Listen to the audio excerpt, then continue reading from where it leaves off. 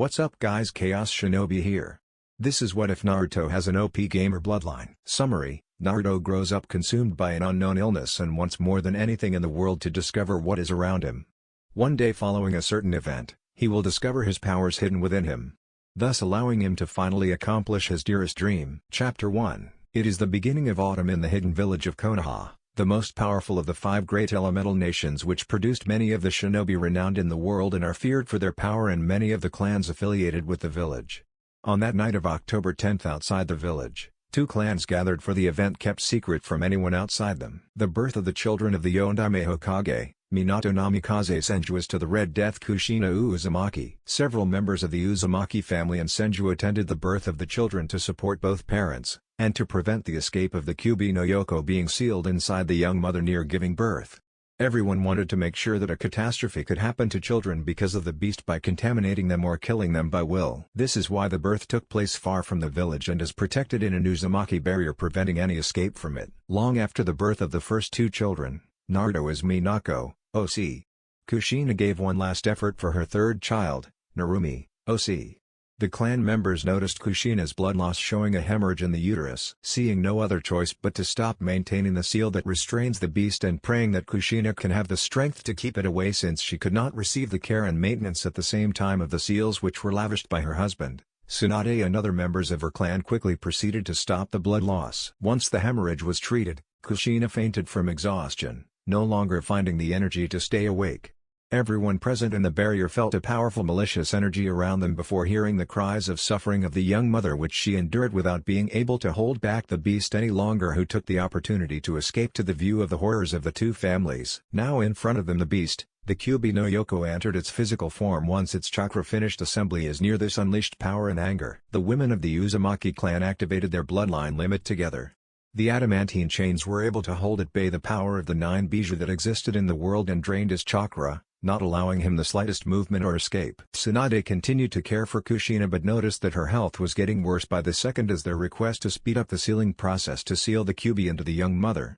Koto Uzumaki Senju began hand incantations to invoke the essence of death which, depending on the good sign, could divide the Kyuubi's chakra or even separate it from its soul in their opinion. Sealing the yang chakra in Kushina so that she could heal it much faster than expected, she sealed the yin chakra in Minako, giving her a greater chance of having better chakra control and a sharp mind. She tried to seal the Kyuubi's soul really hard without realizing that she was instilling more and more essence of death into little Naruto, making his skin pale and making his chakra, well hidden from everyone, almost non-existent.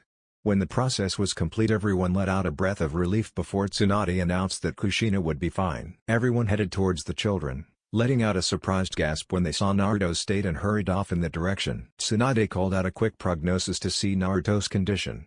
After checking several times and not seeing any problem without much of the necessary means, she told Minato that she needed to go to the hospital as quickly as possible for further analysis. Fearing the worst for his son, Minato simply nodded and teleported them all quietly to the hospital. Time: 2 months later. Locations: Hidden Leaf Village Hospital. Kushina Uzumaki looked at her son, letting her tears fall onto her face, not bearing the sight in front of her. His son Naruto lying connected to and for to feed him, needing more food and vitamins to maintain health stable enough for him to live. Minato-koi, why did this have to happen to us? What did we do to deserve this for our child? She asked, still letting her tears fall. Minato came behind this woman and took her in his arms, trying to comfort her as much as possible in their situation. I don't know. But if I could, I would gladly trade places with his. He answers. Seeing that this did not comfort her, he continued, hoping to calm her down, not wanting to see this woman suffer so much. But we must not lose hope. Tsunade will find a way to cure him one day, and at that time, we will be able to take Naruto back among us and be a complete family, assured her husband. Yes, they have to make the decision to temporarily separate their child for safety and health. If their enemies found out that they were holding a sick child in need of significant medical attention, they would not hesitate to want to put a contract on little Naruto's head. For more than a month the village had already been informed of the birth of the 2 girls, keeping in secret the fact that one of them is a Jinchuriki of the Kyuubi, and that they also have a son. Kushina nodded slowly, still having trouble leaving her son alone for an undetermined date. The 2 lovingly kissed their heir before heading off, leaving behind only a medallion for their child. For Naruto, as in the state he finds himself in, it was decided to let him grow up in the hospital, considering it too dangerous to put him in an orphanage. The only people aware of this situation were only family members, and no one outside of them knew of this parentage. To be continued. Chapter 2. Start of the famine. Tsunade Senju looked at the notes in front of her, not understanding young little Naruto's situation. It had been 4 years since she announced the child's condition to both parents, but at that moment Naruto lived in the hospital due to his poor health, which did not allow him to live in the orphanage with other children of his age, who had lost their parents on missions or by bandits on trading trips.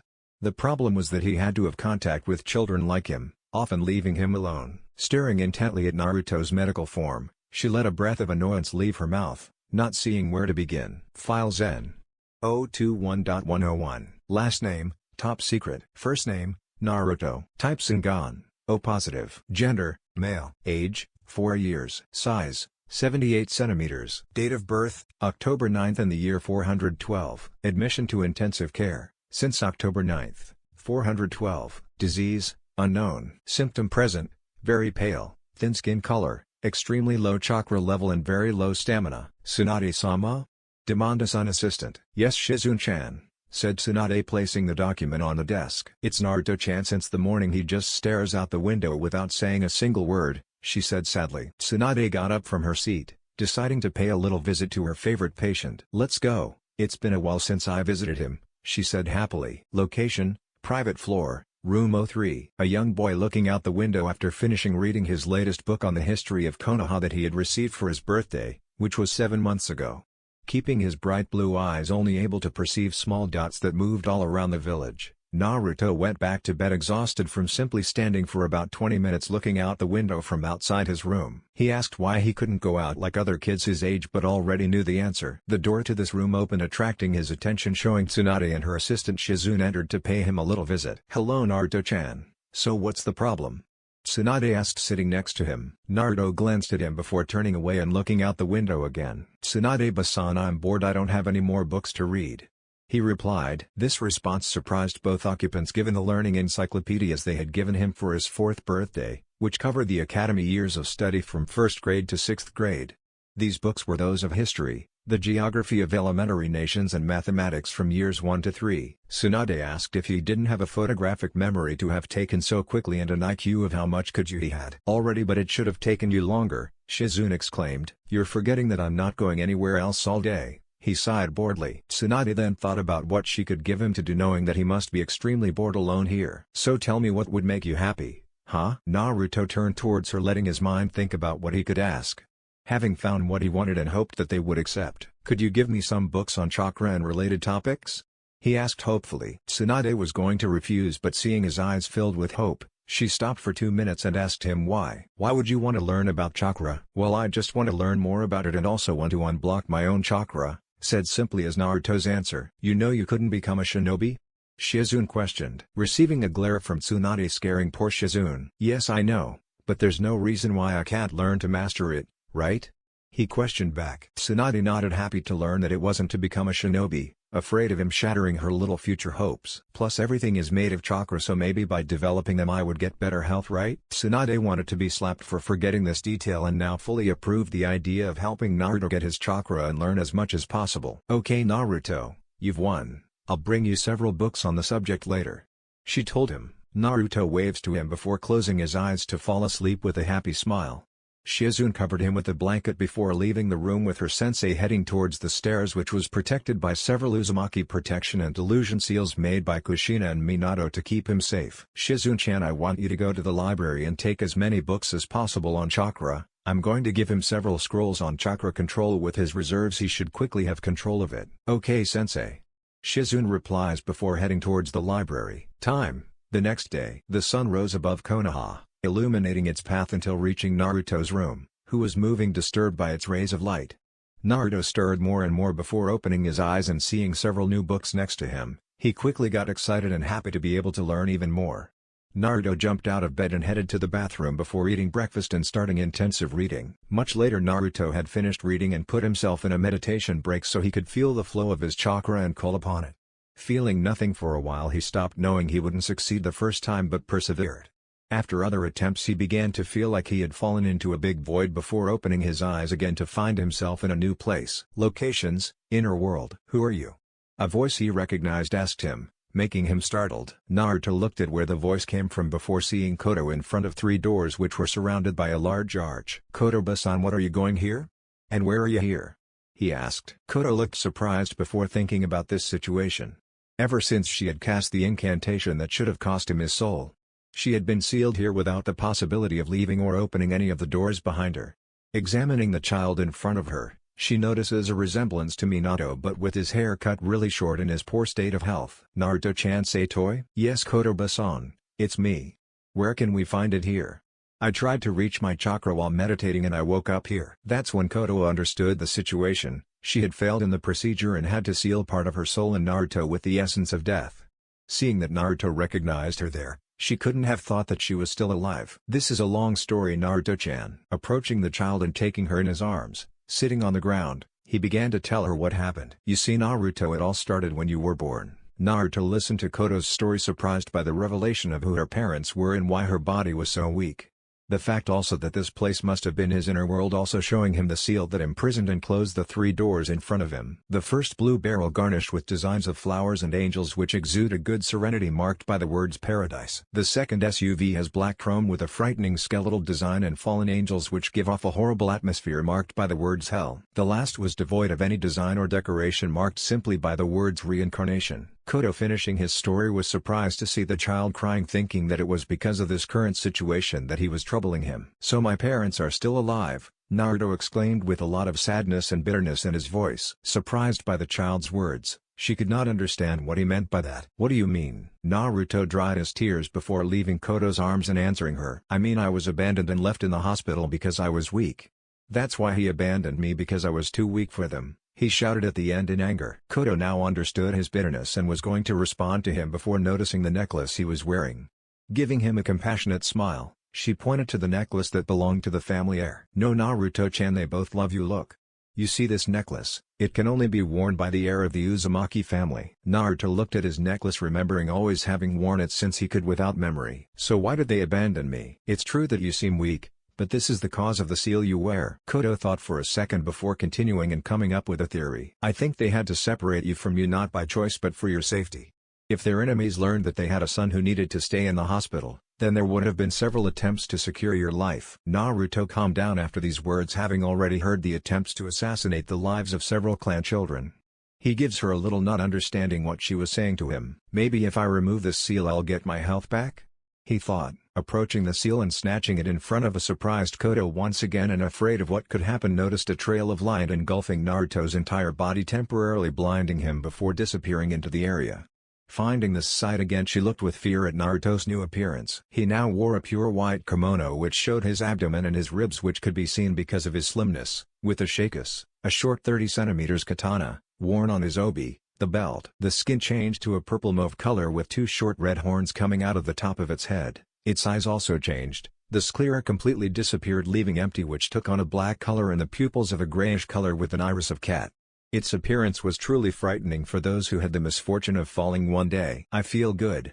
Very good even. And powerful." Naruto was surprised at the sound of this new voice. "Naruto-chan, is everyone okay?" Koto asked, worried about the child. "Yes, Koto-san, I'm very well.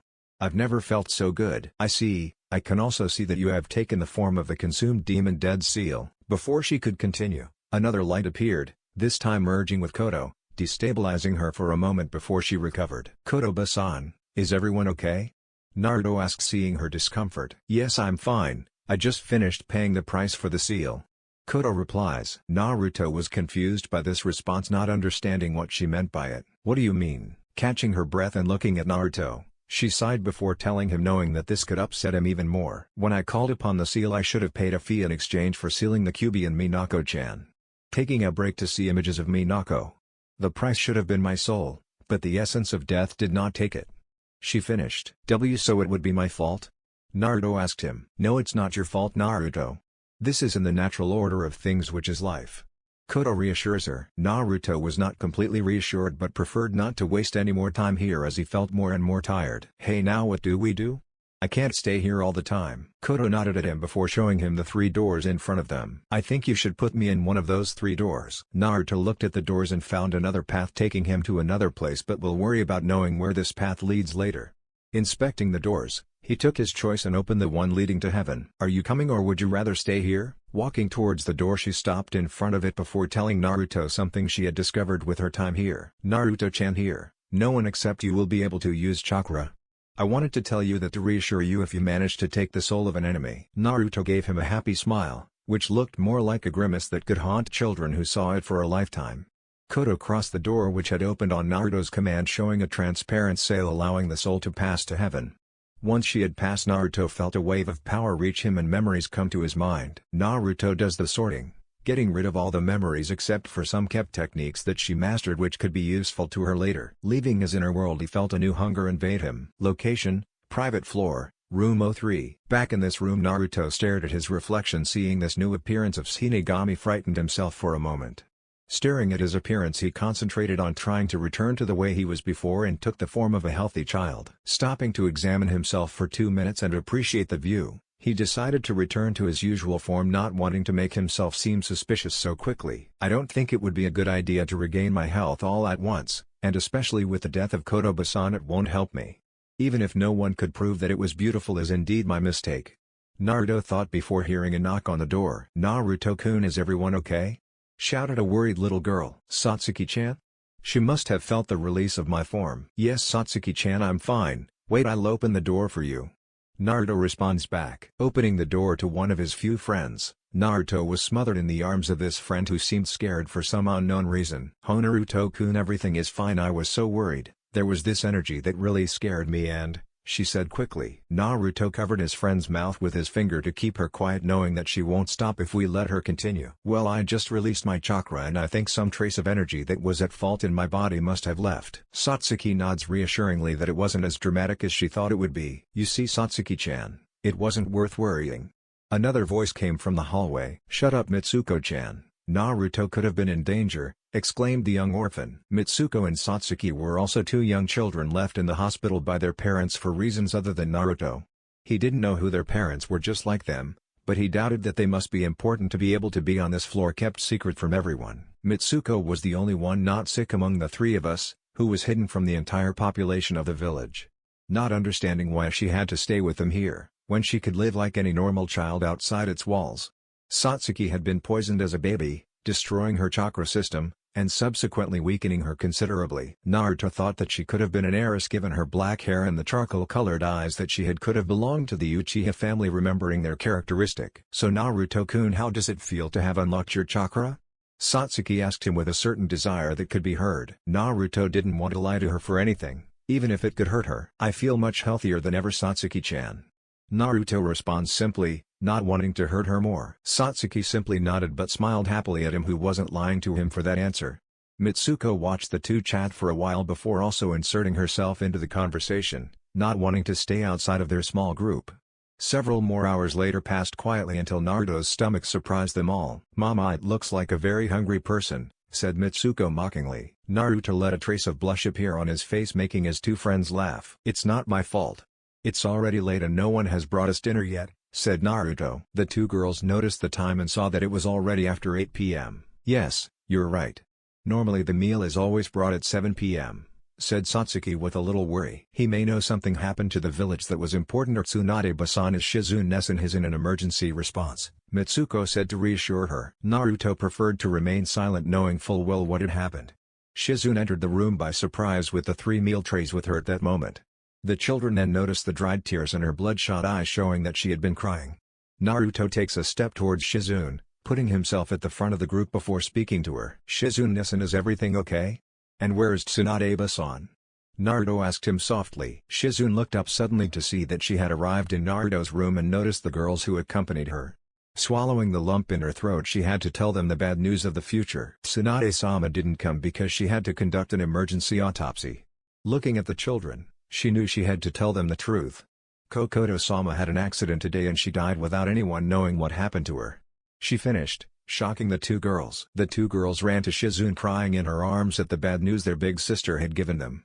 Naruto turned back to face the window, letting his tears flow into the silence. He put it down with his hand on his stomach, feeling an unsatisfied hunger which was growing, but quickly calmed it down in view of the present situation. "How much pain am I feeling?"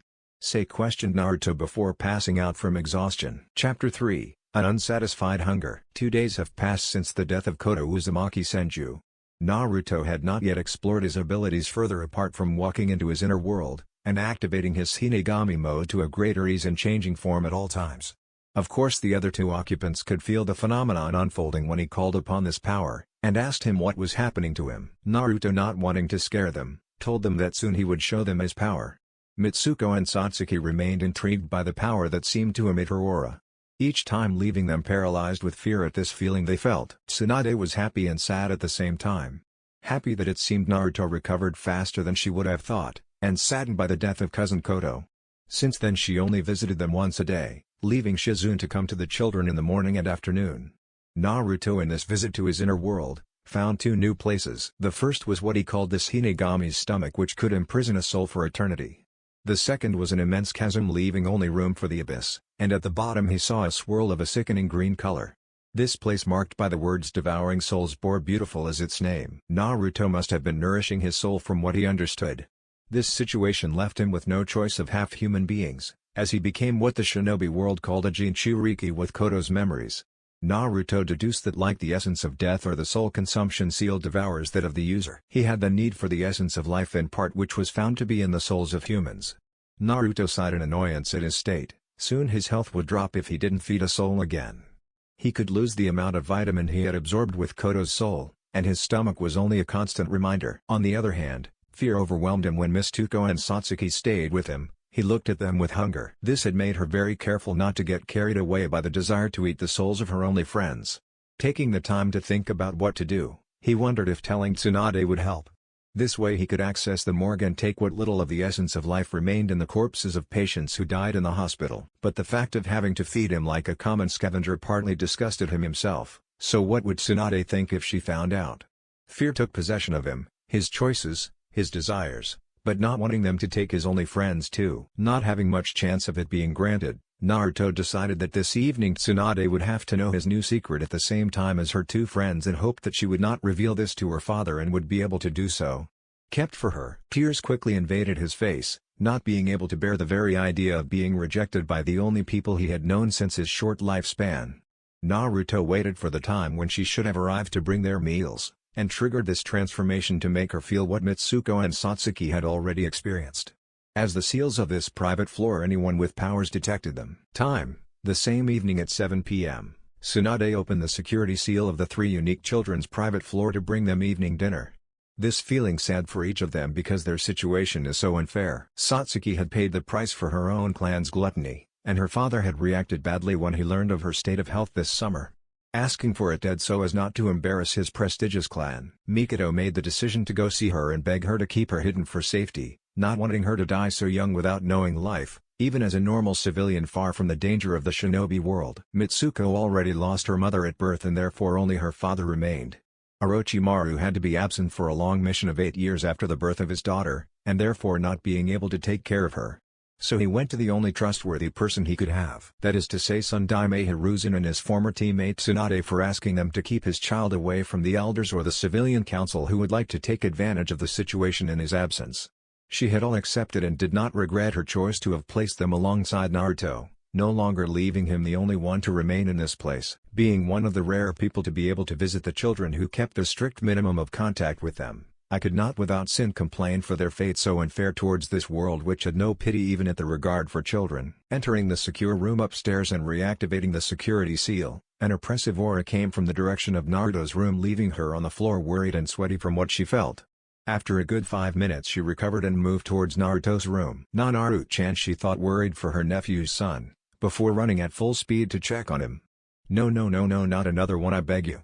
Praying that nothing happened to her, not wanting to lose another precious person to her in such a short time. Opening the door to the room just as the aura left without leaving him the slightest trace of where it could have come from. She noticed nothing unusual in the room until she saw the child sitting on the floor crying in silence. Naruto-chan, are you okay? Are you okay? Tsunade questioned. Baba-san, help me, I'm afraid, Naruto said quietly to him. Tsunade quickly took her in her arms to comfort her, and made sure nothing happened to her. After checking and finding nothing wrong, she let out a breath of relief. Naruto-chan, where is this malevolent aura coming from? She asked softly. It's like 4 years ago but much more present and terrifying.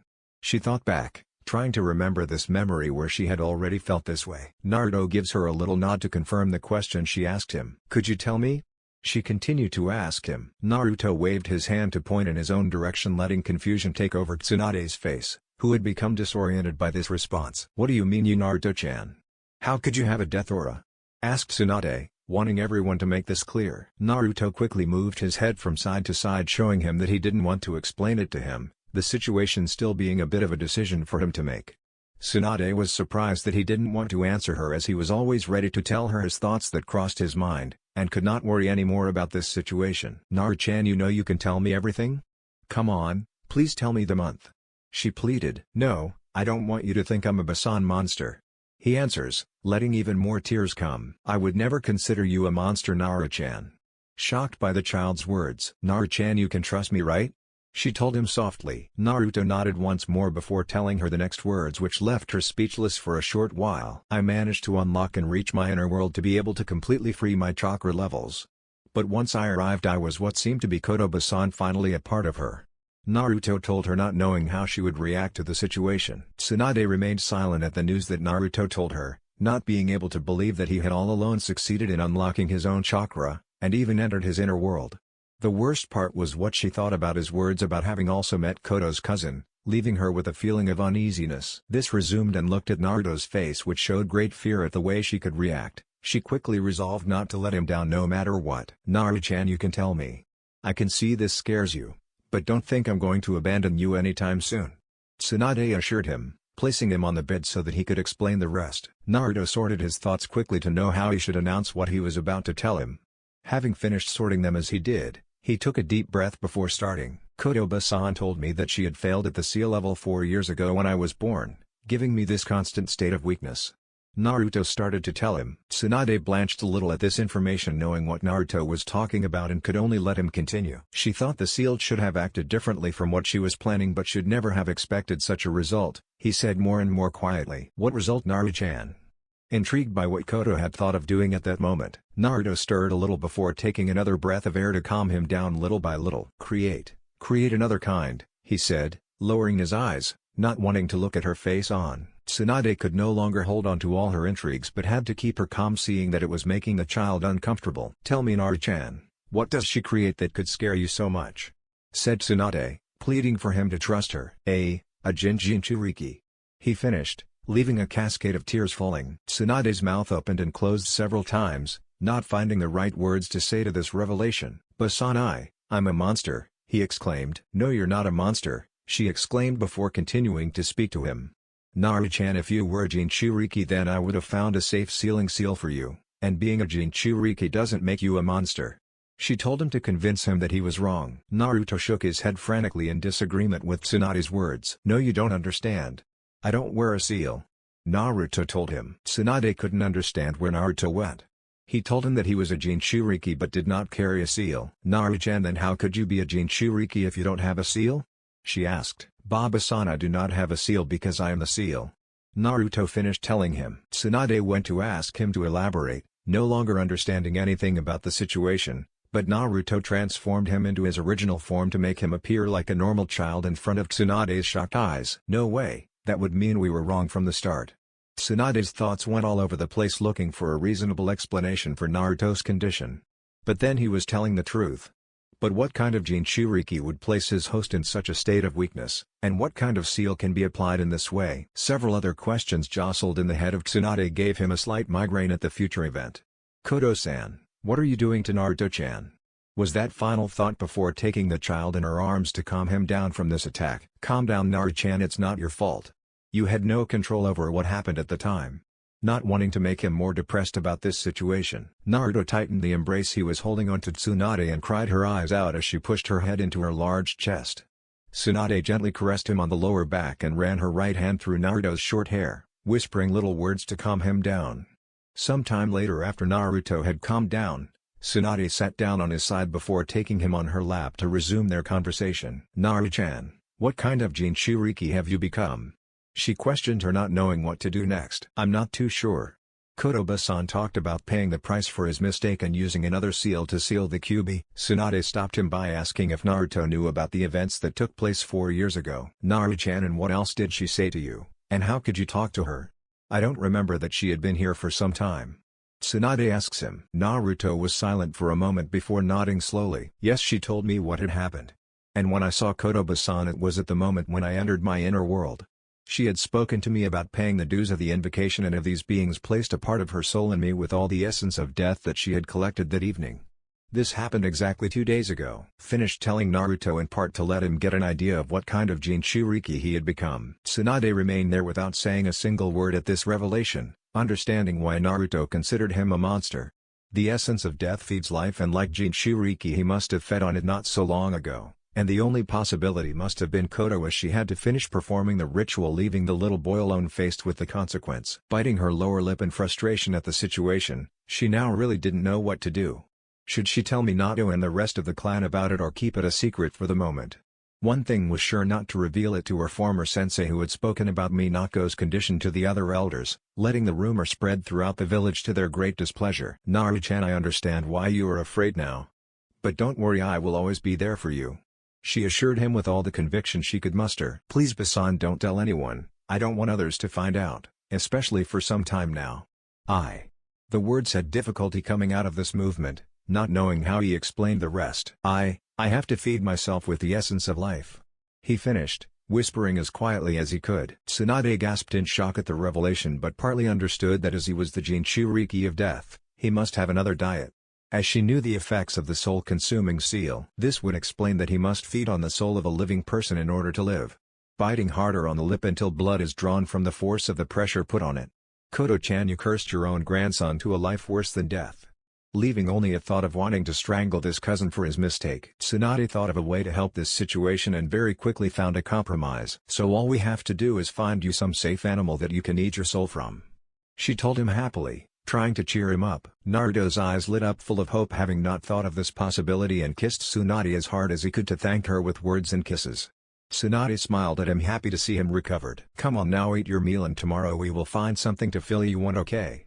She finished. Naruto shook his head happily, happy to have found another way to satisfy his new demands. Yes, and tomorrow I will see you for other cord tests? She asked him cautiously. Okay Basan, but why? Naruto questioned back. Well, in the absence of your true appearance, a new test must be carried out to find out if you have exactly recovered everything. Naruto agreed, understanding this part, and started to eat dinner. Anything else, Naru-chan? Catching his attention. You should even tell your 2 friends, trust them, I'm sure they wouldn't reject you? Tsunade knew that Naruto would have to tell his friends after all. If he couldn't even tell them, who else could he go to? Yes Tsunade-basan, I will tell them when I feel close to them and tell them about it later, Naruto replied. A moment of silence fell between the two throughout dinner until Naruto began to get tired and went to bed that night. Tsunade kissed his cheek and tucked him in until Naruto fell asleep with a slight smile. 2 months later. Time had passed since Naruto's secret was revealed to Tsunade, who luckily didn't tell anyone else, and managed to keep his state of health a secret. She didn't want to see rumors spread around the village that they had a death Jinchuriki with them, knowing some people who will want to take advantage of its power and use it as a village weapon in times to come. She also gave scrolls of techniques on the Uzumaki and Senju clan to Naruto, those belonging to Koto's cousin, having of course made copies so that no one would notice, and also offered some of her own library of medical jutsu. Naruto remembered the first time he was fed the souls of the animals they had hunted with Tsunade, and the incident that occurred at the same time just after. Flashback. Time. Look back 1 month and 4 weeks. Tsunade took Naruto discreetly from the secret floor, making sure no one would notice them, as she tried to feed Naruto properly and satisfy that hunger that never seemed to be satisfied. Finally leaving the hospital with Naruto, Tsunade took her back before taking off towards the Forest of Death to begin a hunt. Locations: Training Area 44, Forest of Death. Naruto had enjoyed the walk until he arrived in the Forest of Death. Strangely, he didn't know how frightened he felt by the aura it emitted, and appreciated it much more than that emitted by the one from the hospital. So Naruto, this place is very dangerous. I want you to stay by my side at all times, understand? Tsunade demanded and asked him. Yes Basan, but tell me, where are we here? I didn't know that Konoha had such a great place, Naruto asked excitedly by where he was. Tsunade had a drop in sweat seeing the young child overflowing with enthusiasm at this infiltrator in the forest, which is feared by many shinobi just to feel this terrible energy. But this quickly reminded that Naruto possessed a much more terrifying one. This Naruto place where powerful predators live is sometimes also used as a place for chunin exams for Junon wanting to be promoted. Tsunade explained to him, going deeper and deeper into the forest. If this place also has this atmosphere, it is following the fight of the two energies which took place there, that of my grandfather Hashirama and the Kyuubi, creating what we now call the Forest of Death. She finished, spotting easy prey. Jumping in one fell swoop to knock out the bear, Naruto placed himself behind Tsunade, who inspected the animal before nodding, satisfied with her work accomplished. Naruto had loved Tsunade's little story and was shocked at the strength she had, now that he could see why she was named one of Konoha's legendary Sannin. "Okay Naruto, so how are you possessed now that I think about it for devouring the bear's soul?" she asked. Tsunade found it really stupid because she didn't know how Naruto would go about taking the animal's soul, or even if he knew the way. Naruto thought for a little moment before concentrating his energy to take this full Shinigami form in front of the eyes of this Bisan, who took the shape of a saucer before that of fear. Seeing the frightening image which took her back 4 years, never forgetting the moment when Koto summoned the creature which was similar to what Naruto has now become, Naruto let his instinct take over like that of an animal guided by nature. Taking this hand to cross the bear's chest, Naruto remained speechless throughout his first experience. Tearing the bear's soul, he devoured it with unhealthy pleasure before returning to normal and patting his belly for the first time, happy with such a good meal. For him it was like his first real dinner, being for the first time satisfied with what he had eaten. Tsunade remained in retreat throughout the procedure, watching with fascination as the events unfolded. In fact, it was like witnessing the summoning of the essence of death and snatching the soul of the user, but this time it was simply for dinner for his little protege. Locations: Training Area 44, Forest of Death. Watchtower. Anko rested after finishing another mission, feeling bored as her friend was on a mission and her sensei wouldn't be back for 3 years. Maybe she should soon visit Orochimaru's daughter, being informed not that long ago. She was heading towards this room before feeling an aura so oppressive and black that she fell to the floor on her knees with fear in her face at what she could feel, and as if nothing had happened a few minutes later, energy mysteriously disappeared into the area as if it had never appeared. What was that aura? I have to warn the Hokage as soon as possible, she thought before leaving the forest to reach the Hokage Tower. Locations: outside Training Area 44. With the help of Tsunade, Naruto exited the Forest of Death back towards the hospital. This rested, being already late in the night, and had to sneak in with the greatest discretion to escape the vigilance of the Anbus who patrolled the area. Tsunade stopped her running, noticing that something was seriously wrong given the absence of even the slightest person in the surrounding area, apart from the fact that usually she should sense at least some guard posted in strategic corners. Scanning the area around her, she notices a group of shinobi heading at high speed in their direction. She quickly hid Naruto behind a tree, sensing the danger coming closer to them. "Naruto, listen to me, I want you to stay here, and not move no matter what. Is that understood?" Tsunade demanded of him. Naruto nodded, not understanding what was happening, but had the impression that he was going to find out quickly. A minute later, a group of 5 shinobis came out of the woods and found themselves in front of them. One of them carried a large brown bag on her shoulder while the rest prepared to fight Tsunade at any moment. "Damn, Captain, what are we doing?" asked one of the strangers. "4 of you will take care of holding her back as much as possible while I leave the place with the package.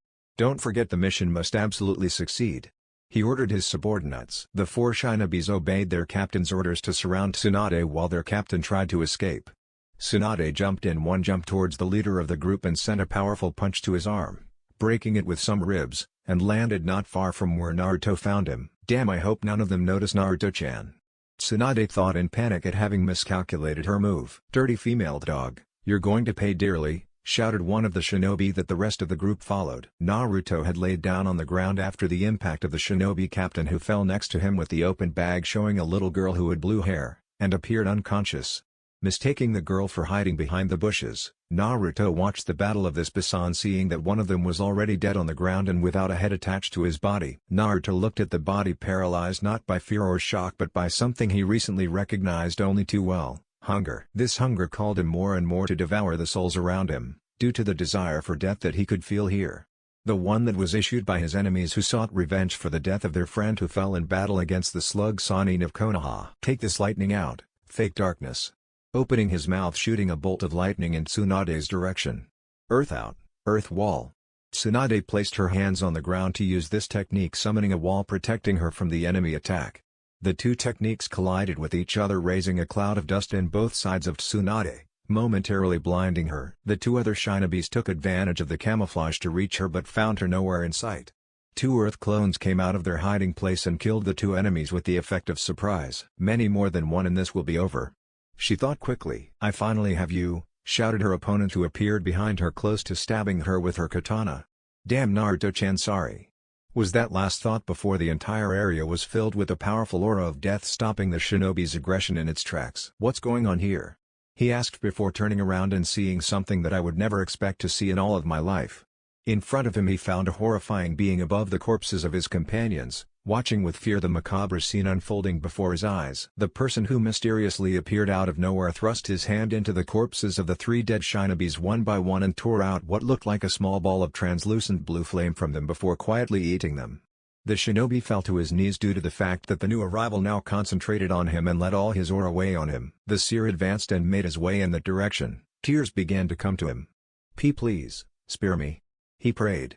Naruto looked at the person in front of him, begging him to let him live, but didn't know if that would be a good idea. Seeing that Tsunade was going to finish him off, he thrust his hand into the shinobi's chest, taking Tsunade by surprise, and devoured the soul he was tearing from his enemy.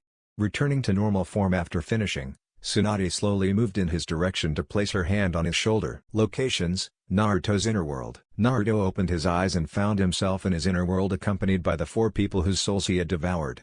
Not wasting time with them, he threw 3 of them into hell and the last one into heaven, noticing their soul colors indicating where they were sent. Once finished, he was attacked by several memories and quickly stopped their coming, choosing to keep only their lightning technique and throwing away all the rest, knowing that it would not be useful to him. Having finished his work and seeing that his chakra levels had reached a new peak of power, he left his world with a big smile plastered on his face, happy to have discovered a new thing in this curse which will be useful to him later. Locations: return to Tsunade's side. Naruto felt shaken and looked at Basan, who looked at him with a worried face on her. "Naru-chan, are you okay?" Tsunade asks him, a little shaken by the child's actions. "Why yes Basan, I just finished judging his people," he answers. "Judge?" raising an eyebrow at the child's statement. "Yes Basan. I don't just eat the soul, I send it to either hell or heaven depending on the color to complete the ritual." Did he finish answering her? Tsunade sighed in relief, happy to see that he seemed to be returning to the normal child she almost loved.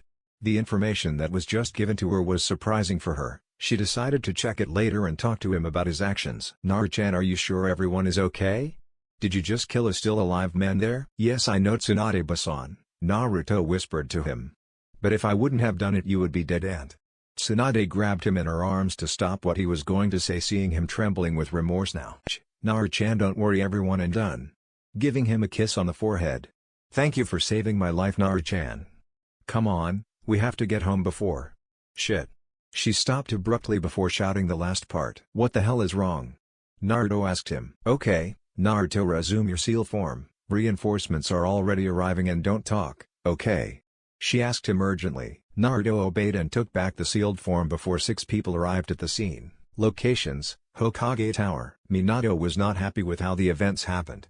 First, her mother died of strange circumstances after the head of the Hyuga clan informed her of the kidnapping of her daughter, and then Anko arrived to tell him that a terrifying aura had awakened in the Forest of Death. He, along with Hiruzen, Danzo, Hiyashi, Anko and Yugi, followed in the footsteps of the shinobis of Kumo and could then worry about the Forest of Death afterwards.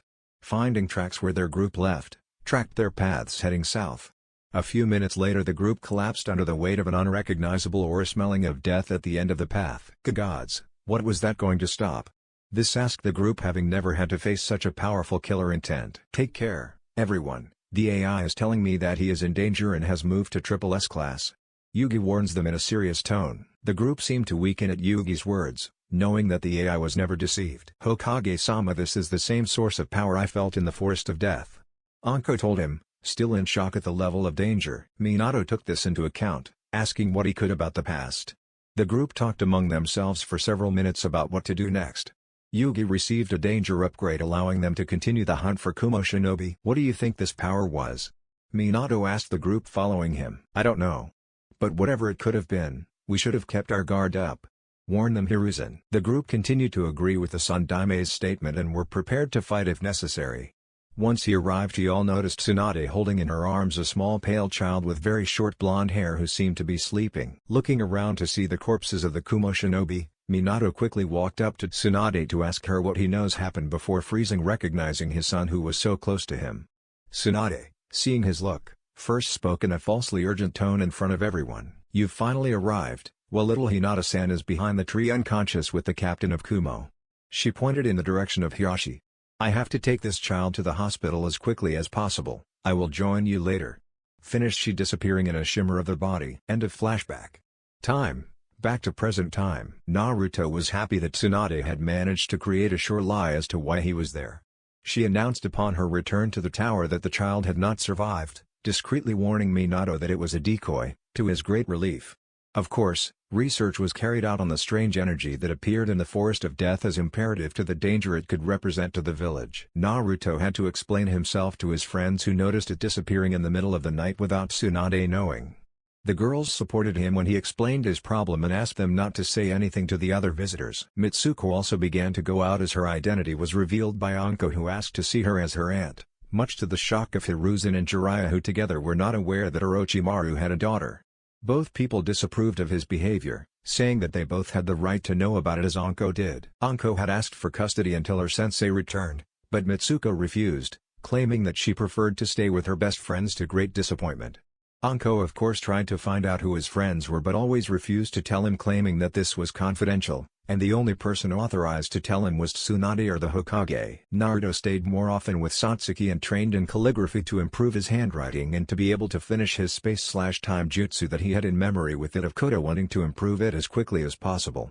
He also trained in his chakra control for the power he could accomplish being restricted, and that of the lightning elemental now having great infinity with it, but that hunger always called him in the evening and never seemed satisfied for some reason unknown to him. Chapter 4, A Prophecy and an Unlikely Path. Time, 1 year later. Naruto aged 5 years and 9 months. Locations, Hokage office. Minato sat in his Hokage seat, rereading the reports of his shinobi returning from missions and signing the paperwork that overflowed his desk. Since a short time with the affair of the attempted kidnapping of the Hyuga heiress, the village of Kumo has tried several times to request compensation but obtained nothing in return. The evidence provided by the ambassador who was captured by them at the scene of the event, and the report received after the interrogation had shed all light on the culprits. The daimyo of Fire and Lightning had together agreed in an arrangement to reimburse the deception for the Cage of Lightning's dangerous attempt to do without the dojutsu of the Hyuga family. Minato had also asked Tsunade why Naruto was not in the special room that he and his wife had created to keep him safe and to be able to hide him secretly from everyone. The reason she had given him made his heart ache to learn that he just wanted to get some fresh air being locked inside all the time. Understands the reason but warns him that the next time he wants to go out, she will have to tell him in advance to prepare for this outing. Now he had to think about this energy that he had all felt since then. Strangely, it reminded him of the same thing he felt 4 years ago, and the fact that Naruto was present kept him feeling uneasy. He began issuing orders to all shinobi, ordering them to stay away from the Forest of Death until he discovered what was emitting a sinister aura. Anko had to complain about this unfair order, but Minato convinced her that it was too dangerous for her or anyone so risky. The family was making preparations for Koto's burial. Her mother died of strange circumstances during dinner. The last words she spoke still made his heart sure. This last sentence that she uttered before dying was an apology for having cursed Naruto to a life that she had given him. Who raised the eyebrows of several members of the family, before she closed her eyes definitively and died suddenly, to the great shock of everyone at dinner. Thinking of his son still hurting him, he wanted to visit him and tell him who loved him. But the fact that he was already little present as Hokage to this family would only cause more pain to him and his son, leaving him in this situation, which frustrated him greatly. Talking to this woman to convince her to visit him didn't work either, saying that she couldn't bear the fact that seeing her son like this, like her friend Mikado, would only cause her more pain, without relieving her of the burden that they both had to keep hidden from everyone. Burden, that's what their child had become. No, Minato knew that it was their burden and not Naruto's. Their fault in not having known how to avoid the catastrophe which occurred that day. Kushina is never forgiven for this weakness, carrying this whole affair on her shoulders, affirming that she was the only one responsible for her boy's situation. The very fact that she would have preferred to die instead of having their son locked up like that, and if the possibility presented itself she would not hesitate to give him that life in exchange for something better for her child. Minato also would not hesitate to make the exchange if she presented it, just like any parents. Flashback 2 months after the events with the Kumo shinobis. Back in time a year. Naruto aged 4 years and 9 months. Locations, Uzumaki family home. Kushina looked out the kitchen window at her 2 daughters playing with their cousins in the ninja garden. Behind her was half-sister Kuina and Aunt Akiko, who were having tea. Kushina-chan, come sit with us and have a can of tea, Akiko asked him. Kushina returned to take a place quietly next to Kuina, who served her a cup, smiling gently at her. Taking a sip from the glass and then sighed, feeling his nerves calm as he enjoyed the aroma of his tea. So are you feeling better? Kuina questioned her, worried for some time. "Yes, but I still can't stop thinking about my little boys," Kushina replied, checking at the same time that the children were not close enough to hear her. The other two people in the room understood what she was talking about. Just after Koto's death, Kushina could no longer think about her son whom she had to abandon for his safety. At first it hurt her a lot to let him grow up without being able to be at his side, but the more time he spent with the girls, the more threats they became known to make him understand that this had indeed been the best decision to make. But now, since all the attempts have stopped for a long time, she could no longer stop asking questions about him. "Kushina-chan, don't worry, I'm sure Tsunade will find a way to cure this illness and that way he will come home," encouraged Akiko. "Why yes, I hope so, too," said Kushina, starting to cry. Her aunt took her in her arms to calm her down from this sadness, hoping that this crisis of remorse would soon disappear. Kuina, Minato's sister, left the room to prepare the evening's dinner, giving a last compassionate look to her big brother's wife. The same evening after putting the little ones to bed, we found Tsunade, who was invited for dinner accompanied by her brother Nawaki, given that Dan was on long-term mission with his sensei Orochimaru. Kushina and her husband Minato were sitting in front of them drinking some tea served by Akiko, who placed between Kuina and Yugi, the husband of Minato's sister. Minato looked uncertain at Tsunade, not knowing where to start the conversation, knowing that he was going to make this woman uncomfortable. For some time now, Naruto's requests to leave had become more and more frequent, giving him hope that he would be able to heal little by little. Thinking back on this, perhaps broaching the subject could quickly decide, preferring to know now if there was still hope instead of waiting indefinitely to end up suffering eternally. "Tsunade-san, I wonder how things went with the outings?" Minato asked, remaining vague in his remarks, not wanting to be explicit in front of this woman after having thought about how to approach his new interest. Tsunade knew that Minato would soon ask him questions about his son now that he was aware of his outings becoming frequent. Putting the point in her head to know what to say and not to say, she smiled at him to show him good humor in Naruto's recovery. The others asked what the two were talking about and then let Tsunade enlighten them on the conversation. "Good, very good. Even in 1 or 2 years Naruto-chan will be able to leave the hospital," she said, to the great joy of both parents. Kushina couldn't believe what Tsunade was announcing. She was happy to hear him say that her son might come back within a year or two for her, but the fact that her child was coming out of the special hiding place that she and her husband had originally designed just for him started to go out without having been warned was scandalous. "Minato-koi, why didn't you tell me about Naruto-chan's outings? And it's the same for you, Tsunade-san," she said, pointing an accusing finger at the two people. "I'm sorry, Kushina-chan, but understand, I didn't want to give you false hope," her husband pleaded with her. Kushina let her anger subside, having heard the reasons for his love. Now she wanted to know more, learning that soon she would be able to bring her son and heir home. "So how does he do it?" questioned Kushina. "It's going very well, he recovers quickly and his chakra levels have skyrocketed," she replied, thinking about how she could tell them about her special state too, but knew that it was up to Naruto to tell them and not her. Everyone in the room was happy to hear it but raised an eyebrow at the chakra surge. "And what do you mean by his chakra increase?" his brother Nawaki asked him. Tsunade began to be tense about what she would soon have to tell them. "Well, you see, where did we start? Trying to buy him some time."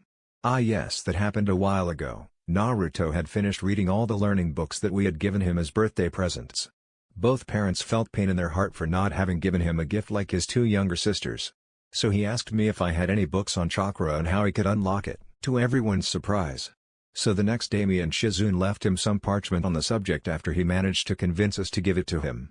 She finished before taking a sip. Kushina took the opportunity to ask him a question, as the rest who were present listened in silence, letting Naruto's parents learn more about their child. "How did he manage to convince you, Tsunade-san?" Minato was also interested in knowing how his son managed to make her listen to reason, knowing how she hates being contradicted by one of her patients. "He replied to me that if he unblocked his chakra and although perhaps with time by increasing his reserves, he could get better and better, and I was of the same opinion for sure on this question. Naruto-chan is so intelligent to having thought of this at such a young age. I am so proud of him." Everyone listened to Tsunade's praise of the young boy's idea. Kushina and Minato were delighted to learn that their son could make good choices, and hoped that he could become a good clan leader if he agreed to come home. "So has he started practicing chakra control yet?" Minato questioned this and still had a lot to ask to catch up on how his son's life went. "Yes, he has already started practicing the leaf, which was able to finish quickly, but cannot yet practice tree climbing without being accompanied. He has also practiced mastering the element of lightning," surprising the room as Naruto passed the chakra control stages. "How?" catching Tsunade's gaze as Kushina requested. "How does he already know how to do elemental control?" "Tsunade, didn't you show him how to do it?" she said worriedly, as it was a great risk for even a child of the clan to practice such advanced control. "No, of course not, I wouldn't even have allowed it," she exclaimed, as she took care of Naruto herself. She would never allow a child to practice this type of exercise. "He took it on his own by accident. I myself was amazed to see him in action playing with lightning at his fingertips like a snake," she said. A silence settled in the room following his announcement. Everyone present did not know how to react to Tsunade's words, as she gave them a whole new light on the child, showing how powerful he could become if he were taken in hand by a sensei who could teach him. "I don't understand, if he's already so advanced, then why does he have to wait a year or two to come back and live with us?" asked him Akiko, not understanding why they should wait any longer. Everyone present was of the same opinion as Akiko, but Tsunade shook her head negatively, knowing that they were going to ask her the reasons for her prolonged stay in the hospital. "Yes, it's true that normally he should be able to return, but Naruto-chan will not abandon Satsuki-chan," said Tsunade, showing a gentle smile to those present. "Satsuki-chan is sure her chakra coils are healing, and Naruto-chan promised to stay by her side until the end so they can leave the hospital together," finished explaining Tsunade to the parents, who seemed surprised by their son's choice. "I see. Can you tell me more?" "Sure, Naruto-chan, I would really like to know what he likes, his tastes and his dreams." Minato questioned the slug Sanin. Kushina and the rest were interested in Naruto's desires. "Of course. So where do I start?" Naruto likes to read, learn as much as possible about the world around him. He also likes playing a lot with his two friends Mitsuko-chan and Satsuki-chan. He likes almost every dish he eats like a glutton, she said with a chuckle that escaped her. The parents listened attentively to what Tsunade gave them as information, happy to be able to learn more about her tastes. "His dreams, I couldn't tell you because I don't yet know what he wanted, but I think he would just like to have a big family," she explained to the parents, who lowered their heads slightly to his words there. Minato and Kushina thanked Tsunade for telling them about their sons and now knew their child a little better, even if it wasn't that much information that she told them. Nawaki and Akiko seemed troubled by Naruto's skills, and his great mastery of the element of my lightning. "Onzen, you wouldn't know the reason why Naruto has such a great affinity to lightning? Does he have an elemental Kekai Genkai?" asked Nawaki, with whom Akiko nodded in agreement to the question. Minato and Kushina in turn looked at Tsunade's reaction to see if there was a possibility that he might indeed have a bloodline limit, wondering how he could have obtained it, as both of them did not have a strong affinity for this element. Tsunade could not answer this question as she did not know the answer, putting it aside not knowing all of the child's abilities that she took great care to finally answer them. "I'm sorry, but I couldn't tell you. I don't know much more about his abilities and skills and what he practices or studies now that he goes out more often," she answers sadly, not knowing as much as she would have liked. Minato was going to speak just before disappearing in a cloud of smoke, surprising all the guests and his wife. Locations: Mount Myaboku. Minato appeared at Mount Myaboku, the territory of the Toads with whom he had signed a contract allowing him to summon them during his battles if necessary. Waving his hand to clear the smoke in front of him, he faced the eldest of the Toads face to face. Opening his mouth to speak of his displeasure at doing so, unexpectedly called a voice next to him took the lead. "Why did you summon me?" "I was doing important research for my next book." This complained Jiraiya, crouched down holding a small notebook in his hand. "There's no time to complain, Jiraiya-chan. The elder has a new prophecy announced to each of you.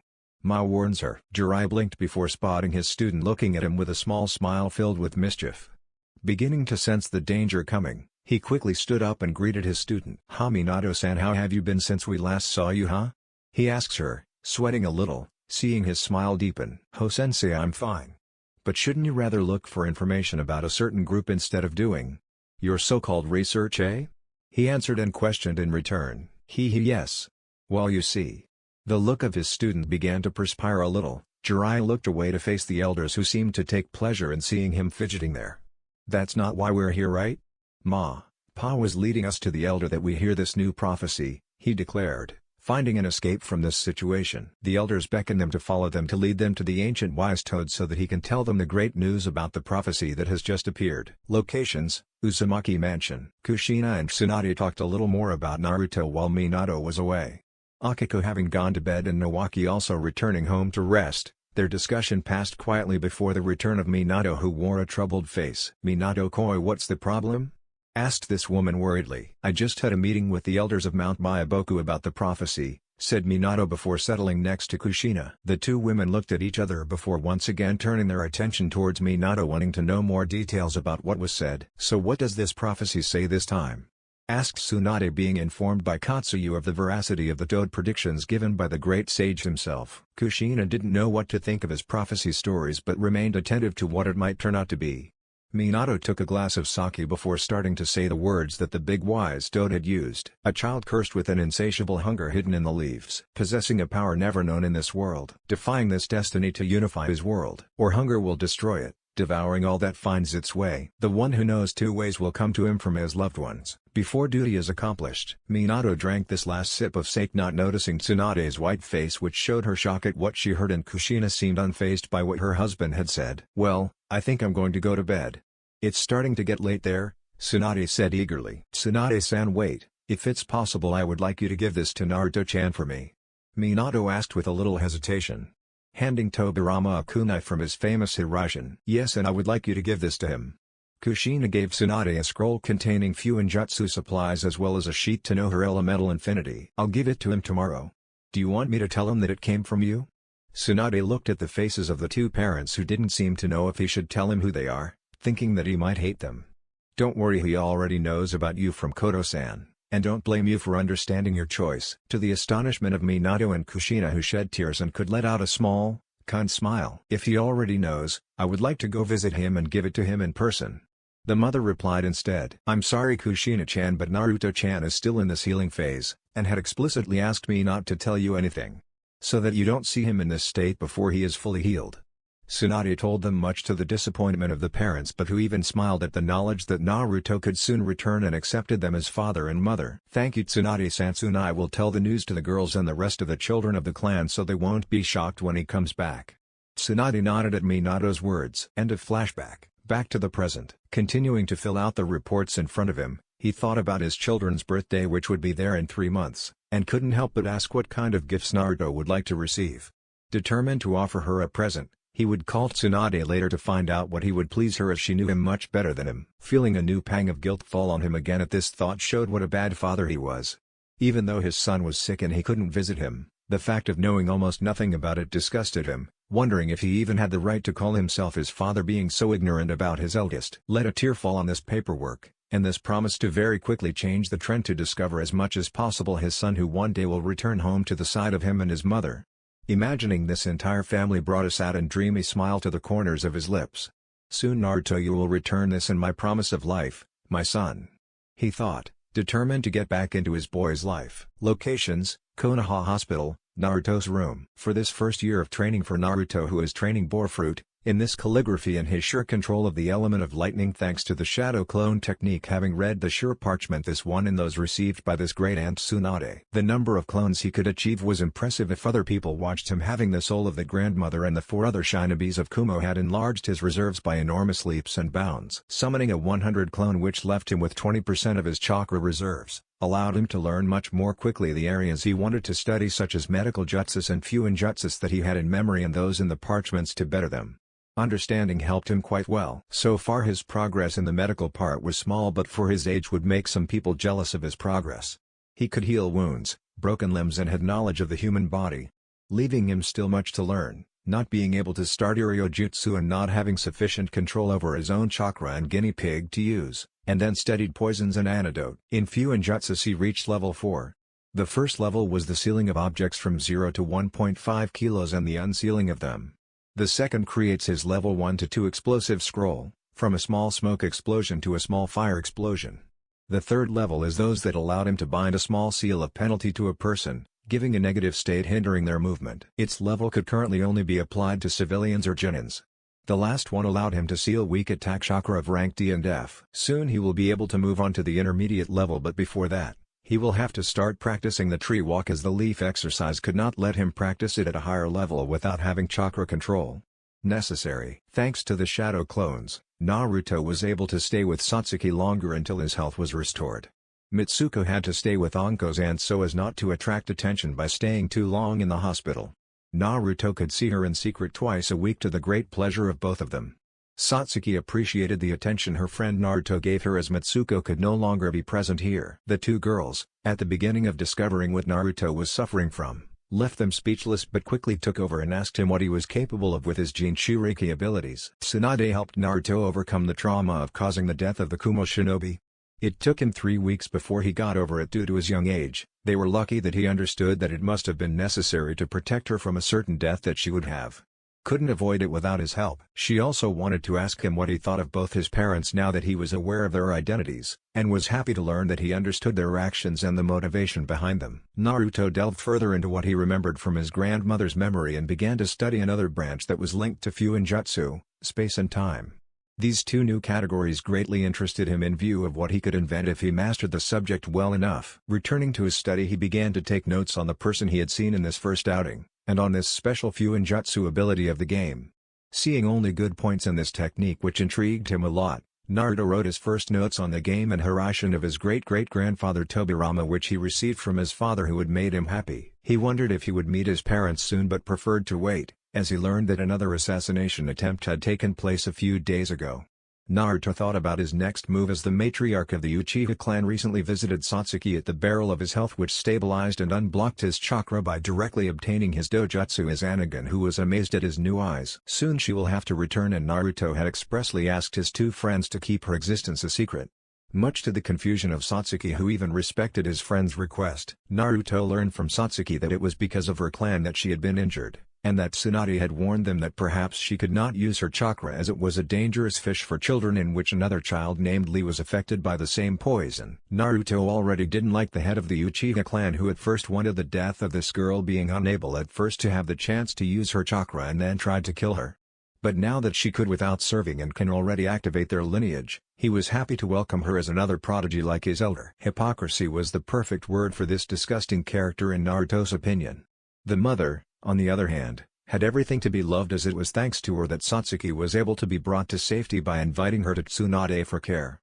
And they have the chance to cure her. Naruto planned his next outing to practice the tree walk and then later add the leaf exercise in addition to increase his control quickly.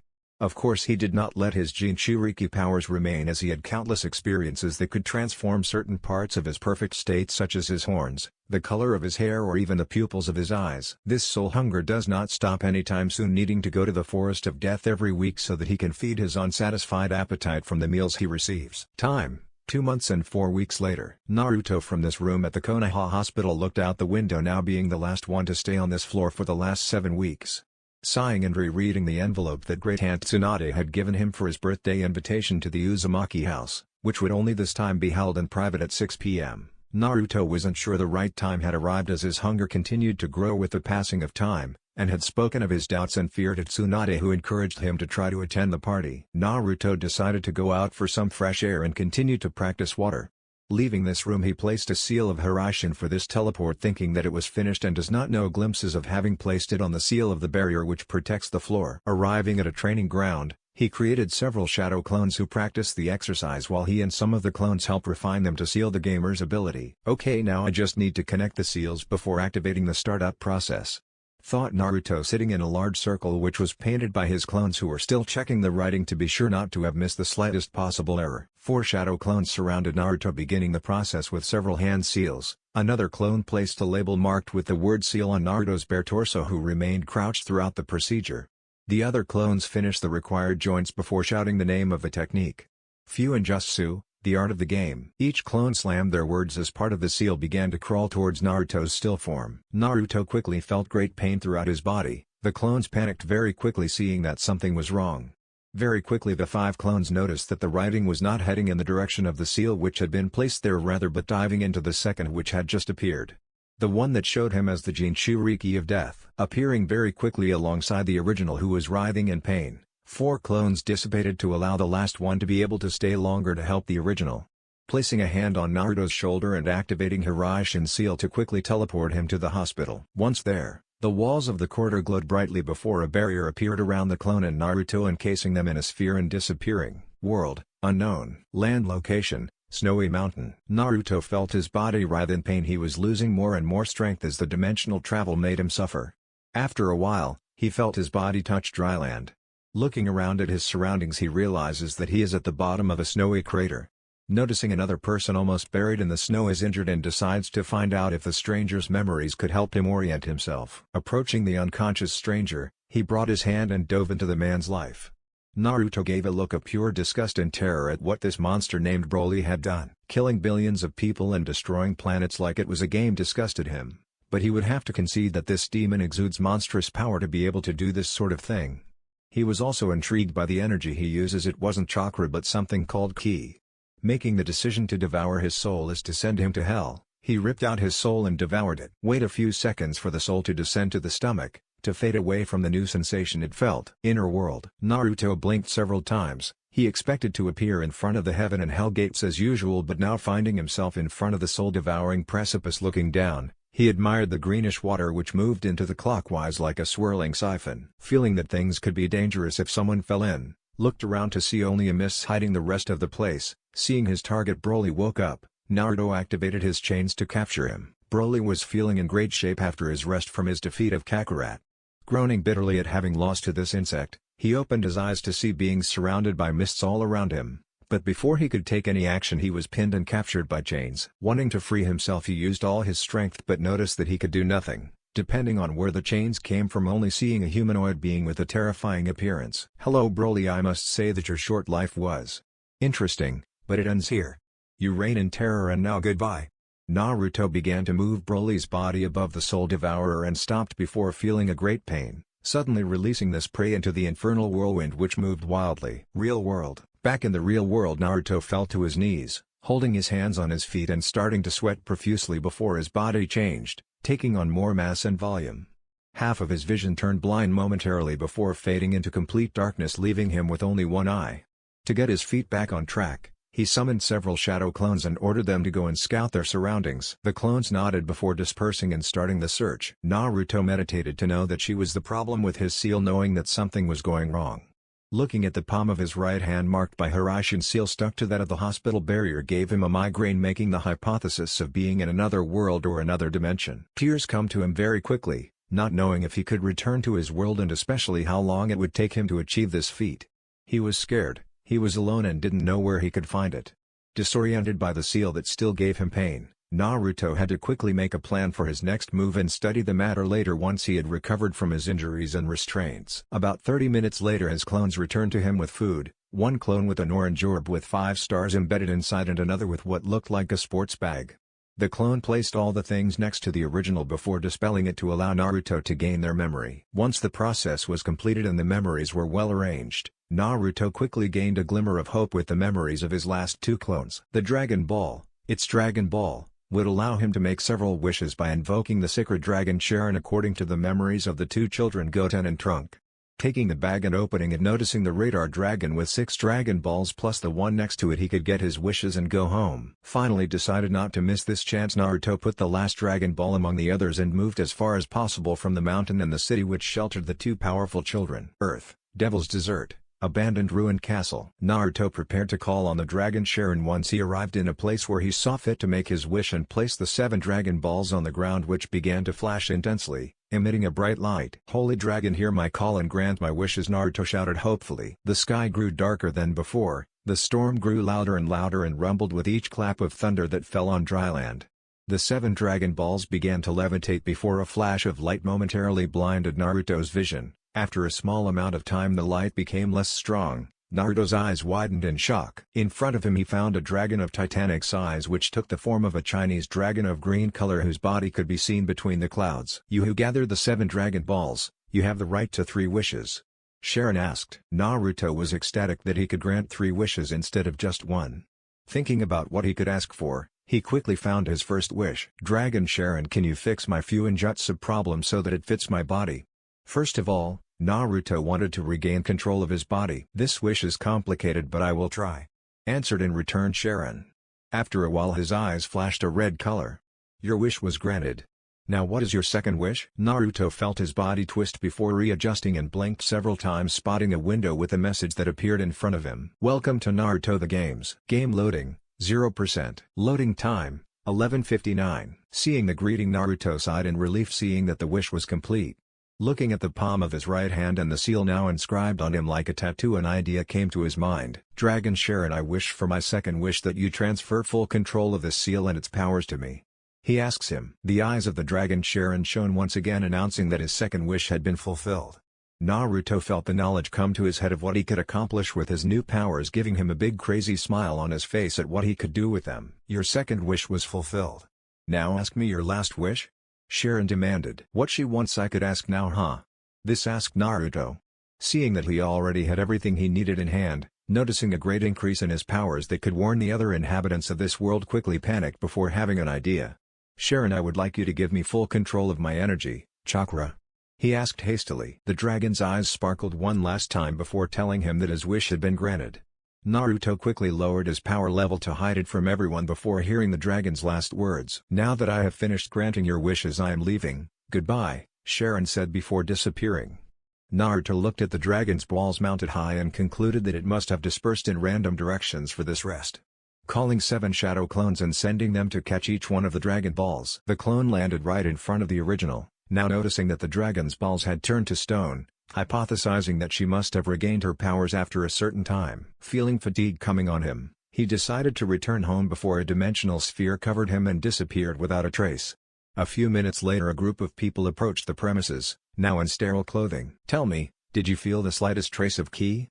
A young boy in orange and blue combat gear asked worriedly. Not the slightest, it's as if she had suddenly disappeared, exclaimed what could best be described as a monk in purple attire with a white cape and turban wrapped over his head. I don't know what's going on, but this doesn't bode well, replied a tall green man in the same outfit as the monk. Piccolo-sensei, did you think this could be a new enemy? Asked the young man. The one who was called Piccolo turned to his former student before talking about it, thinking I can't tell you for sure. But the one who made the vows to keep the dragon's balls in his possession, and that is very bad. The other two swallowed the words of the former Namekian, knowing that this person could do enormous damage with the dragon balls. One last thing too, he said, turning around to face the other two. What, is there something else? Said the monk, a bit panicking at the situation. What are we going to do, Gohan-san? Piccolo-san, calm down. Kuririn-san, Krillin in French, I'm sure we'll find a solution, right Piccolo-sensei? Gohan asked his former teacher, who nodded in response. Yes, we could ask Dent if he can know where to find the Dragon Ball even deactivated. This turning towards Kuririn, who let out a relieved sigh but noticed a strange smile on Piccolo's face, which was now completely facing him. So tell me, Kuririn-san, why are you wearing my outfit, huh? Maybe you want me to train you, or? Piccolo asked, widening his smile now, seeing the monk who was starting to sweat under the gaze of the former tyrant. And no. Hee. You see. I thought that. For the party. Halloween that. Kuririn moved further and further away from this position, seeing Piccolo charging several key balls from his hands and meadows to castigate them in an instant. What followed was a chase with several explosions, with a monk praying for an ancient demon and a young prince laughing at this completely normal situation. Chapter 5, Bonus or Penalty? Locations: Konoha Hospital, Naruto's room. Naruto, aged 5 years and 11 months. Naruto looked at the new message which woke him up from his slumber, asking why Tsunade or Shizune didn't come to wake him up, given that he had been sleeping for over 12 hours without interruption. Gently getting up from his bed, Naruto saw a message indicating that the game was ready to start. Not knowing how this would work, he tried to press the word in front of him, but it passed through the edit window and became less readable.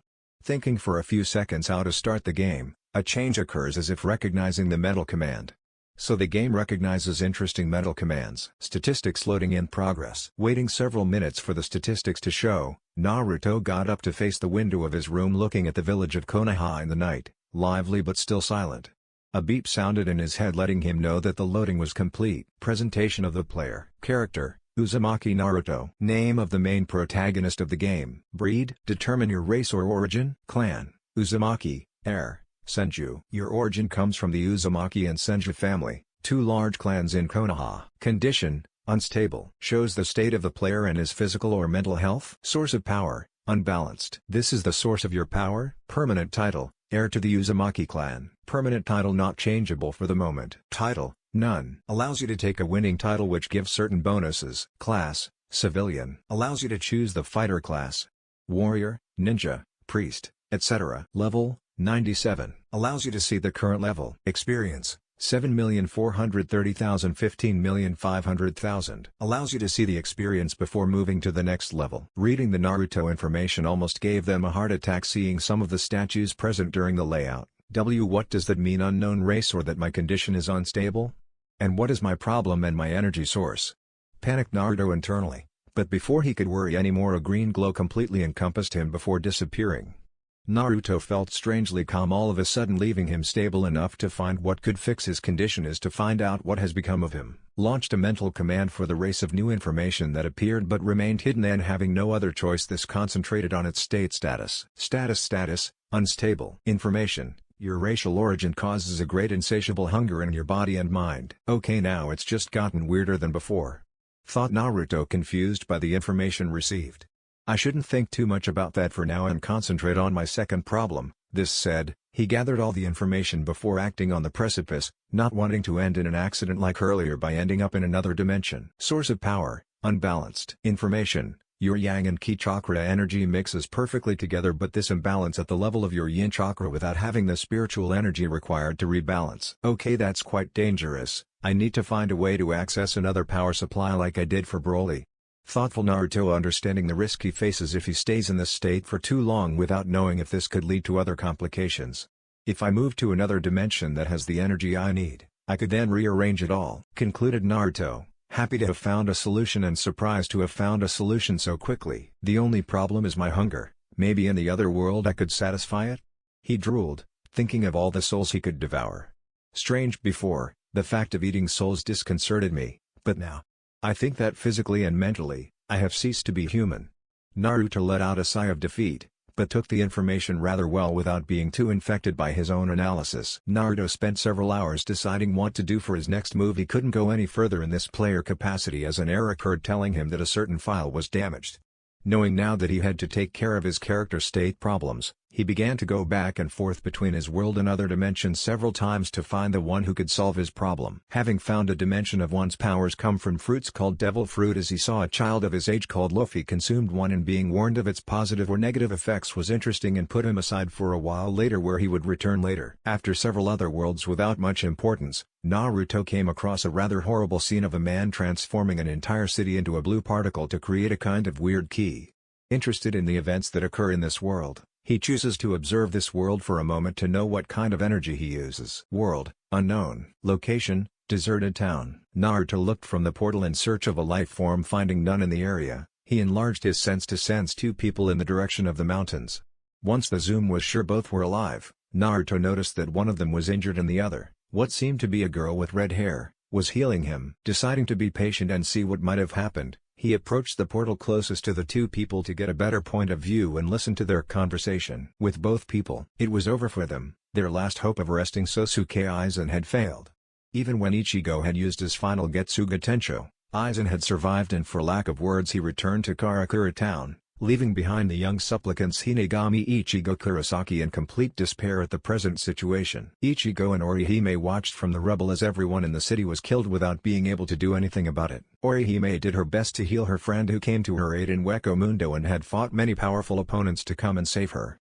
She who couldn't do anything from the beginning, and now they were the last person from Karakura still alive. But for how long before Aizen returned and finished them off? Orihime-chan, can you stop? I'm going to lose all my spiritual power no matter what. Ichigo asks him in defeat. Tears quickly appeared on the girl's angelic face as she heard the one who had never given up even when they had to face Soul Society or invade Wekamundo. Lose hope means nothing other than admitting the defeat that seemed inevitable. I refuse to abandon you. We must not abandon Kurosaki-kun. We must. We must. Orihime couldn't find the right words. She had lost all her friends, leaving only the man she had fallen in love with as the last survivor. Ichigo felt bad having her in this state and couldn't do much to console her, so he simply took her in his arms, trying to give her as much comfort and warmth as could help her. Let's go to Karakura, staying here won't help us, Ichigo told him softly. Orihime didn't respond and just nodded. The two made their way to the city before it was transported to the world of the living. They immediately noticed a clear difference in the landscape. High in the sky, Orihime and Ichigo noticed a huge tier leaving Wekamundo open to the world of the living, which very quickly filled with hollows of all kinds of classes. On the other side, on the opposite side, found the Soul Society, but what they did not expect was the gates of hell wide open, letting several thousand people escape in prison outfits, followed by the guards who tried at all costs to recover those who tried to escape. The world is really fucked up now, said Ichigo, seeing the carnage started all around them. Orihime looked at the wrestling that played in front of them in horror. She would never have imagined such a result after Aizen's victory against Soul Society, and all the problems that would cause. What do we want, Ichigo-kun? Orihime asked him, holding her hands close to her chest, looking at the city serving all its inhabitants who populated it not so long ago. Ichigo noticed that she hadn't called him by his name and had even given him the suffix kun. Putting that aside for now to answer this question, Ichigo really didn't know what to do and what could be done. If only Getaboshi, Urahara Kisuke, were here, he would surely know what to do. Thought Ichigo, frustrated by how the situation was unfolding. I don't know what to do, Orihime-chan. All we can do and wait and hope that something happens. Back with Naruto. Naruto watched in sadness as the couple of friends lost their hope at the sight of their world collapsing itself without being able to do anything about it. Looking around the surroundings of this world, Naruto noticed the Guardians of Hell and was interested in their subjects. Seeing them fight against these monsters who strangely all had masks and a hole in their chest. Deciding to find out how this world works, he crossed the dimensional barrier to join the young couple who had no doubt about this surprise visit. Return with Ichigo and Orihime. Ichigo continued walking alongside Orihime, who searched left and right desperately for any sign of life in the barren city. Orihime, I don't think anyone could have survived the creation of the Okain, King's Key. Ichigo warns him. I know, we should go in search of the other Shinigami. Aizen had spared the captain and the wizard before his departure to Karakura, right? Orihime asked him. Ichigo stopped before nodding but didn't know how to reach them. Yes, that's true, but we're stuck here and Urahara was absorbed by Aizen's Hagyoku after our fight. Ichigo told him with a voice full of remorse. Before Orihime could tell him that it wasn't their fault, the two heard footsteps coming from the corner of an alley close to them, immediately warning Ichigo, not knowing if it was an enemy or an ally. Orihime, not wanting to be left behind, prepared to activate her shield to protect her last classmate still alive. Naruto had appeared further away so as not to draw suspicion from the two people, knowing that people do not appear by magic from thin air, and was making his way quietly towards the couple, trying to keep this hunger under his control. Since he had crossed the portal, his hunger had skyrocketed and he absolutely needed to devour souls, otherwise he could end up becoming berserk at any moment and nothing controlled. Ichigo and Orihime didn't expect to see a child come out of the alley holding his stomach as if he was starving. Naruto spotted them before calmly heading towards them before seeing the shape of one of his masked creatures heading towards the couple who had let their guard down too quickly. Holding this hand unconsciously by instinct towards the creature, a ball of ki quickly formed before it was thrown towards the monster and disintegrated, leaving no trace of its presence. Naruto looked shocked at this hand and asked what had just happened, having already seen this attack but didn't really know where. Then a window of this player's ability appeared and the joy of his achievement appeared. Congratulations, you have just used your first ki attack. Ki? Wait, that's the power that Monster Broly used. That means I'm capable of using it. Naruto thought, happy with the situation, before another window appeared in front of him. Discovering ki information. Ki represents the character's destructive potential. The ki, or the more spiritual notion, the more you hold a great spiritual mastery, you will be more able to possess a great power. The more your body strengthens, the more your capacity will increase. Strength, resistance, endurance, speed, address, utility. Ki has many utilities. Like flight level, 1 needs a master. Ki blast level, 1. Detection level, 1. The ability to read thoughts level, 15. Transformation level, 30, or in a certain event. Psychokinesis level, needs of a master. Healing level, needs of a master. Distant or extra lucid vision level, needs of a master. End of the ki tutorial. Naruto, not paying attention to his surroundings, had not noticed the multitude of hollows appearing behind him. Ichigo and Orihime were initially shocked at the child's ability before realizing that he had protected them from a hollow, but the child seemed to be too distracted to notice the number of hollows heading towards them. Be careful, little, exclaimed Ichigo, disappearing in a flash step to appear behind the child, taking the blow that the hollow had given. Naruto looked in horror at the fatal wound the redhead had received, but to his greatest shock he wasn't the only one. Orihime was also interposed in her precipice. She had forgotten to use her powers and had received heavy damage to her body. Ichigo also seemed to notice his friend's state before she collapsed to the ground. Orihime-chan. No, Ichigo said in horror, not being able to believe what was going to happen to them soon. Feeling his eyelids becoming heavy, one last thought crossed his mind. In the end, I couldn't protect anyone? What kind of protector am I? Ichigo-kun. I would like to tell you. Orihime couldn't finish this sentence and felt a great pain overwhelming her, not having managed to express her feelings to him even at the end. I wish so much that this was just a horrible nightmare and that Tatsuki-chan would come and wake me up, was his last thought before losing consciousness. Naruto sent several ki blasts, getting rid of all the hollows, and looked at the two bodies on the ground in front. Naruto felt bad. It was because of this distraction that both of his people were going to die soon. Very quickly this hungry called him to order and looked at the two people with hunger. Heading towards the bodies and holding out both hands for each of them, Naruto quickly swallowed their souls before heading to a safe place to visit the two new occupants of his inner world. Orihime and Ichigo looked at their surroundings before finding themselves in front of a demonic being resembling a hollow, but it did not wear a mask or had the hole that each of them wore on their torso.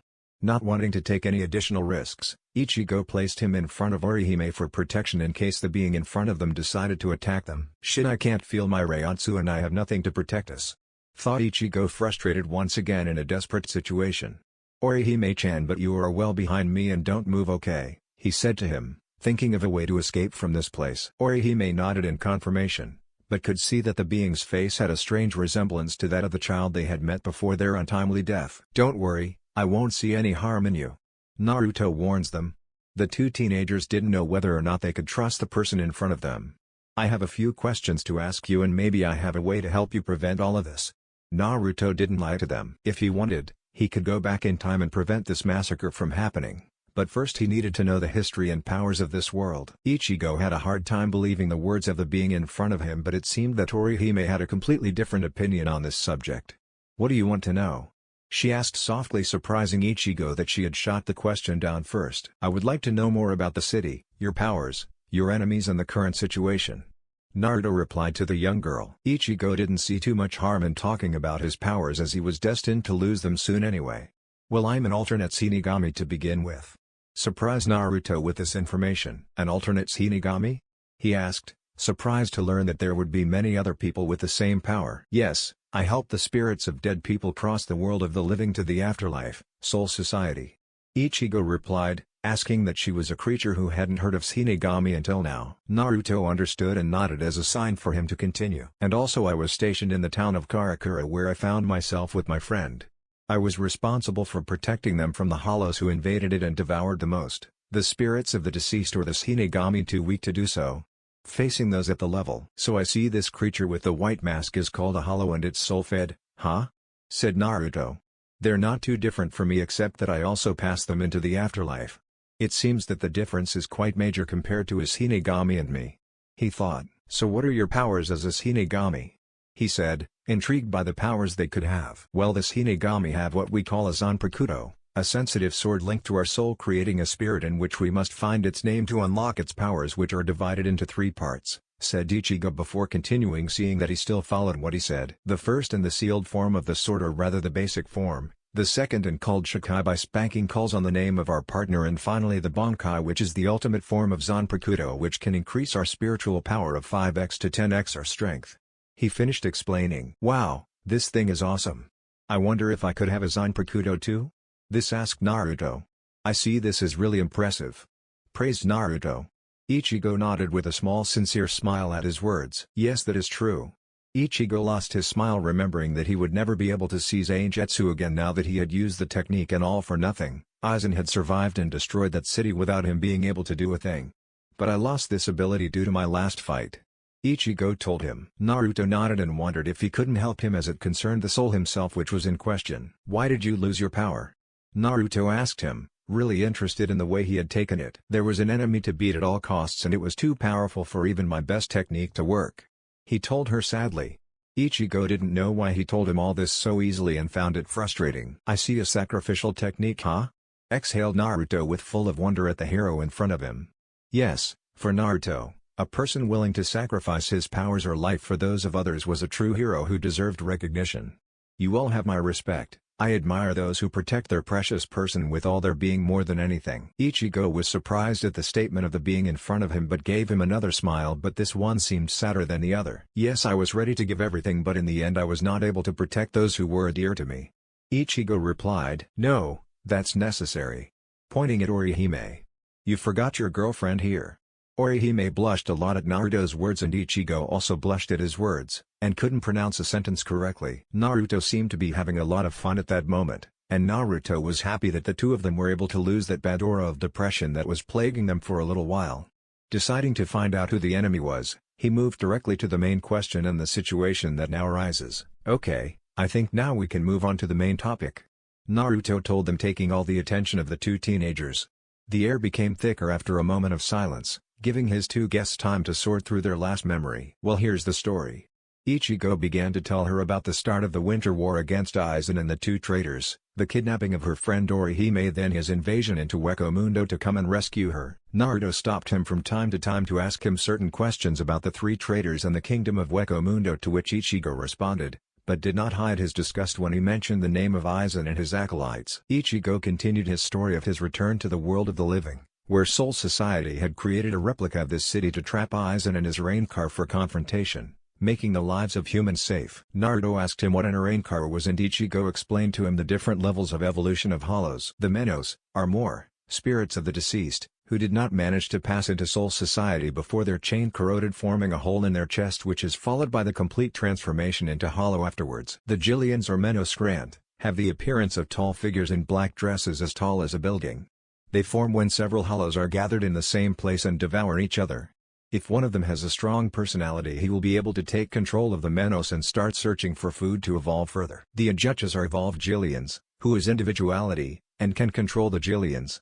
If they do not devour other hollows, ever more powerful, they regress into Jillians without the possibility of returning to the Ajuchas stage. The Vostalords are the most powerful of the Menos, the evolution from the Ajuchas. They are of human size and very rare on the same occasion, but extremely powerful, like a Shinigami captain. The Arrancar, they are hollows who decided to remove their mask to gain Shinigami powers, taking human form, and keep a piece of their mask permanently safe for them. I then see Menos, Jillians, Ajuchas and the Arrancar. This is very surprising. I would never have imagined this form of life, said Naruto, surprised by this kind of life that appears in this world after death. Ichigo nodded. He too was surprised the first time it was explained what a hollow was. Continuing is the story of the battle that followed in their defeat at the hands of Aizen, who after being transformed attacked his own allies to test his power, then escaped through the Dangai and the destruction of the Kototsu, cleaner. Then from his intensive training in the Dangai, 1 hour was equal to 3 months outside. This brought a small flashback to Naruto, recalling the memories that one of his clones had amassed, the one of Goten and his family, the time room. Short Goten flashback scene, says Nissan. What was it like training with Tuzan in the time room? Asked a little 6-year-old boy. His big brother, who had just told him the story of the android saga, and had started talking to him about the arrival of Cell and the training he had to follow with his father in the time room. It was really difficult. The gravity there is much stronger than here, and the air is stifling, which makes it very hard to breathe normally. Gohan told him, remembering his first visit to this room. The weather in this room is very different from that outside. A year inside is equal to a day outside. Reminding of all the good times he had spent with his father. And the space was very different. Apart from the rooms, the place was completely deserted, filled with white as far as the eye could see. If you went too far away, you could get lost and never come back. Afterwards, Gohan explained to him his training methods that he and his father had gone through and how he had achieved this transformation into a Super Saiyan, and so on. Back to present times. Naruto was surprised by this new information, before a new window appeared in front of him. Congratulations, you have just discovered a new fact. Discovering key. Technique, transformation into Super Saiyan. Level 30 required, or a state of intense anger. Information, some species can use ki for this transformation, among which the Saiyan are one of its rare people. Ichigo and Orihime noticed his spacing before a smile appeared at the end of his lips, leaving the two friends in total darkness at Naruto's thoughts. Naruto returned his attention to the two and apologized, but told them that afterward he would explain the situation to them when they finished the discussion. Both were interested in what could possibly tell them, and Ichigo decided to judge after finishing his explanation and to see the stranger's idea afterwards. What followed was the rest of this defeat against Aizen because of the Hogyoku, which was explained to Naruto so that he understood the reason for this result: the loss of his Shinigami powers, the town of Karakura used to create the Okain, which was Aizen's goal to dethrone the King of Spirits, then the world which collapsed around them due to the death of the king, and the meeting with the child before being thrown into the mouth of the hollow for him. Protected. I understand all this and the work of a megalomaniac who wishes to become a god. The other two nod their heads in agreement with Naruto's words, which perfectly derived the state of health of Aizen and his ambition. I should also see why he can't use his powers anymore because of this technique. Naruto looked at Ichigo for a minute before nodding in his direction. Ichigo-san, could I see your soul closer before I explain the situation to you? Naruto asked. Ichigo was confused by her request but accepted as he had nothing more to lose. Naruto, seeing his sign of approval, approached and extended his hand, which crossed Ichigo's chest. This action paralyzed Ichigo, who felt a strange feeling pass through his body, but it was not unpleasant. Orihime worried for her friend, but seeing that Ichigo was not in pain, just looked at the scene before her, wondering what the stranger was trying to do. Naruto noticed a strangeness in the soul before him and quickly found the problem with it. I see, it's as if a part of his soul was cut in half. Yes, this is a really dangerous technique. Let's see if I can fix it and use this to my advantage, he thought, feeling sorry to have to trap this person who had lost everything but promised to help him in exchange. Okay, I have an idea, but I don't want one of you to interrupt me, understand? Naruto asks them. Seeing no answer coming, he took it as yes and continued. I will destroy Aizen for you. This caused both teens to widen their eyes in shock at Naruto's words. But before I can do that, I'm going to have to take your powers to be able to beat him. Both during the explanation remained speechless but kept silent, seeing that he hadn't finished. You dying, and here is the end of the journey for both of you, because the only way to leave is for both of your souls to be devoured in the typhoon right behind you, Naruto explained before catching his breath. The two teenagers seemed terrified at the idea of being devoured, but the prospect of Aizen paying removed the fear in the two friends at this situation, and so frustrating. If only I could wish to get rid of my pro. Naruto mentally struck this reminder of the Dragon Balls that he had kept in a parchment that remained safe for him at all times if someone got their hands on it. So you accepted the deal? Naruto looked surprised at the intense gaze of the two people in front of him, who showed all their determination to be able to start again where they had failed. Yes, I accept it. But do you really think you can make Aizen pay? Ichigo asked him. Yes, I am convinced that I can rob him of all his power and give him what he deserves, Naruto replied bluntly. Well then, yes, I accept it, he told him, with the hope that Aizen will receive the return of the flame. I'm glad you understand that, Naruto told him before approaching and fixing the problem that had been caused by the ultimate Getsuga Tensho. What followed was a huge surge of Reiatsu, taking the form of an immense pillar of energy before falling, leaving Naruto and Orihime to see the new form that had taken Ichigo before their amazed eyes. Gone was the half-naked red-haired teenager in front of them. Now Ichigo was wearing a layer of gray bandage covering all of his torso, arms, hands and leg, hiding part of his face, followed by a long dark mane growth that reaches to the small of his back, with a major leak of energy all around him. What? Exclaimed Ichigo, not believing he could return to this form soon after the reactivation of his Shinigami powers. Orihime blushed a lot at her friend's new form, and Naruto had stars in his eyes at Ichigo's new image. I have to say, you look really badass in this form, Naruto told him, to which Orihime quickly nodded in agreement. If we could see it. Ichigo caught a small blush at the compliment and wondered what it could look like. I can't believe it, but how did I get my powers back? Ichigo asked him, sure that his powers would be gone after using the technique. Your soul was cut in half following the use of this technique. I only merged them together again, but this result I did not expect, Naruto replied. Ichigo understood the explanation before turning off the form and waiting for the next order that the stranger was going to take. You know, I still don't know your name? Ichigo told him stupidly. Ha ha ha, that's right, I forgot to introduce myself. My name is Naruto, nice to meet you. This introduced Naruto by bowing a little to his guests. Nice to meet you too, my name is Ichigo. Ichigo greeted him back. Is this and my friend Orihime? Pointing and waving to her friend, who also bowed slightly to Naruto. Well, now I'm going to have to take your powers, but first I'm going to let you say your last words to one or the other, said Naruto before walking away and leaving her alone and thinking about her next move. After several minutes of waiting, Naruto faced the two teenagers, who were now holding hands tightly and did not seem to let go without each other. This scene touched Naruto's heart, who felt more and more sorry for the two people in front of him and only fanned the flame of revenge against Aizen. I'll make sure Aizen pays the price, you can tell me, Naruto told them, receiving two sad smiles in return. Naruto stretched both arms to the bodies of Ichigo and Orihime, taking their spiritual power, and could only judge that there was a huge difference between those of Ichigo and the young girl. This directing towards the devourer of souls and releasing the two orbs of power into the whirlwind. Naruto received an update which warned her of a rather pleasant change to her spiritual state. New source of power, Ryoku, spiritual energy, percent before balancing, 40%. As good as that, eh? It shows that Broly had no control over his own. Thinking back to the little memory he had of Broly and the complete madness he had demonstrated by destroying several planets. Yeah, really no control, he said, before thinking about his next move. Back to the real world. Not much had changed in the world as time stopped when Naruto entered his inner world. Naruto looked at his surroundings to see if he could find another source of power before returning. I should take Aizen's Hogyoku, maybe that would solve my problem. Naruto thought back to the Dragon Ball and asked how far he could grant wishes before another flashback came to him and warned him of this limitation on the power of the Earth Kemi. Well, all I have to do is find a way to overcome this limit. If the Hogyoku can grant this kind of request, that would certainly be of interest. He thought wildly about the idea of evolving the dragon Sharon. Naruto hunted down some of the guardians of hell to devour their souls, but realized that it took longer to absorb given their imposing sizes. Maybe it's time I called on the dragon. This displaced city now destroys, committed by the incessant combat of the Hollow and the Kusanada, the guardians of hell. Naruto opened a small space where time was much faster outside before collecting the ready-made Dragon Balls. Finding a deserted place safe from any interference, Naruto calls upon the dragon Sharon once again. "Holy dragon, hear my call and grant my wishes," Naruto shouted. The sky darkened once again as before, the storm grew louder and louder and rumbled with each clap of thunder that fell on dry land.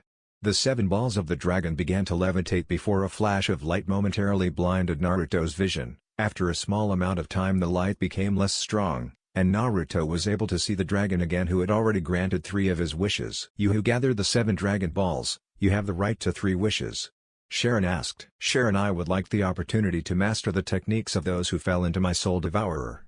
Wanted Naruto first, knowing that he had to know certain techniques if he had a chance against Aizen. After a while, Sharon's eyes flashed a red color, showing that the wish was granted. "Your wish was granted. Now what is your second wish?" Sharon asked for the rest. And as the dragon had said, a series of techniques crossed Naruto's mind with a window showing him the results. Broly technique acquired. Deck. Using ki. 1. Volume. Information, the ability to fly using ki. 2. Ki blast. Information, the basic form of a ki wave. 3. Energy shield. Information, surrounds your body in an aura of ki that can withstand a supernova. 4. Meteor blaster. Information, a chain of ki waves towards your enemy. 5. Omega Blaster. Information, starting as a small green sphere and expanding when in contact with a solid object, it holds the power to seriously damage planets or outright destroy them. 6. Great Saiyan. Information, transforms you into a Super Saiyan, considerably increasing your power. X50. 7. Legendary Super Saiyan. Information, transforms you into a pure power athlete. X120. Deck. Physical. 1. Bloody Combo. Information, use your opponent's body as a trampoline by stomping on him before throwing him into the air. 2. Devastating Combo. Information, delivers a series of powerful blows to your opponent's abdomen before giving them an uppercut, sending them into the air, and finishes the attack with a kick to the back of the head. Deck. Passive. 1. Rapid Regeneration. Information, increased health regeneration. 2. Latent Power. Information, surviving a mortal wound will give you a power boost. 30%. Then it was Ichigo's combat technique. Technique Ichigo acquired. Deck. Using Ryatsu. 1. Gestuga Tensho. Information, throws a blade of bluish energy to project with a weapon, it causes both sharpness and explosives. 2. Kuroi Gestuga Tensho. Information, a black Gestuga amplifier. 3. Flash Step. Information, Flash Step is a rapid movement technique, which allows the user to move so quickly that the eye can no longer follow the movement. 4. Hiren Kyaku. Information, movement technique superior to the Flash Step of the Shinigami. 5. Blood Vein. Information, accumulates reishi in the veins and increases defense. Deck.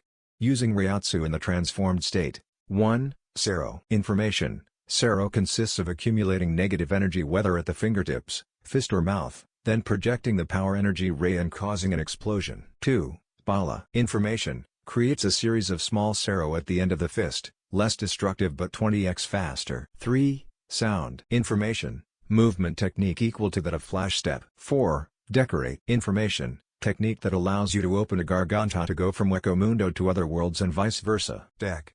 Physical. 1. Zanjutsu. Information, mastery of sword fighting, from Zanbato to Nadachi. 2. Hakuda. Information, street fighting styles mixed with some martial art and karate. Then it was the turn of the Kusanada. Acquired Kusanada technique. 1. Skull adornment. Information, covers your body with gold bone armor, greatly increasing your spiritual power. 2. Chain of Hell. Information, allows you to summon and control the chains of hell, capturing your target who will not be able to escape from you once trapped. 3. Intangible. Information, allows you to pass through solid matter. Orihime was a big surprise, seeing how great her healing powers were, but that was a wonder what a fairy was. Technique from Orihime acquired. 1. Shield of the Three Heavens. Information, defense technique that creates an orange triangle barrier.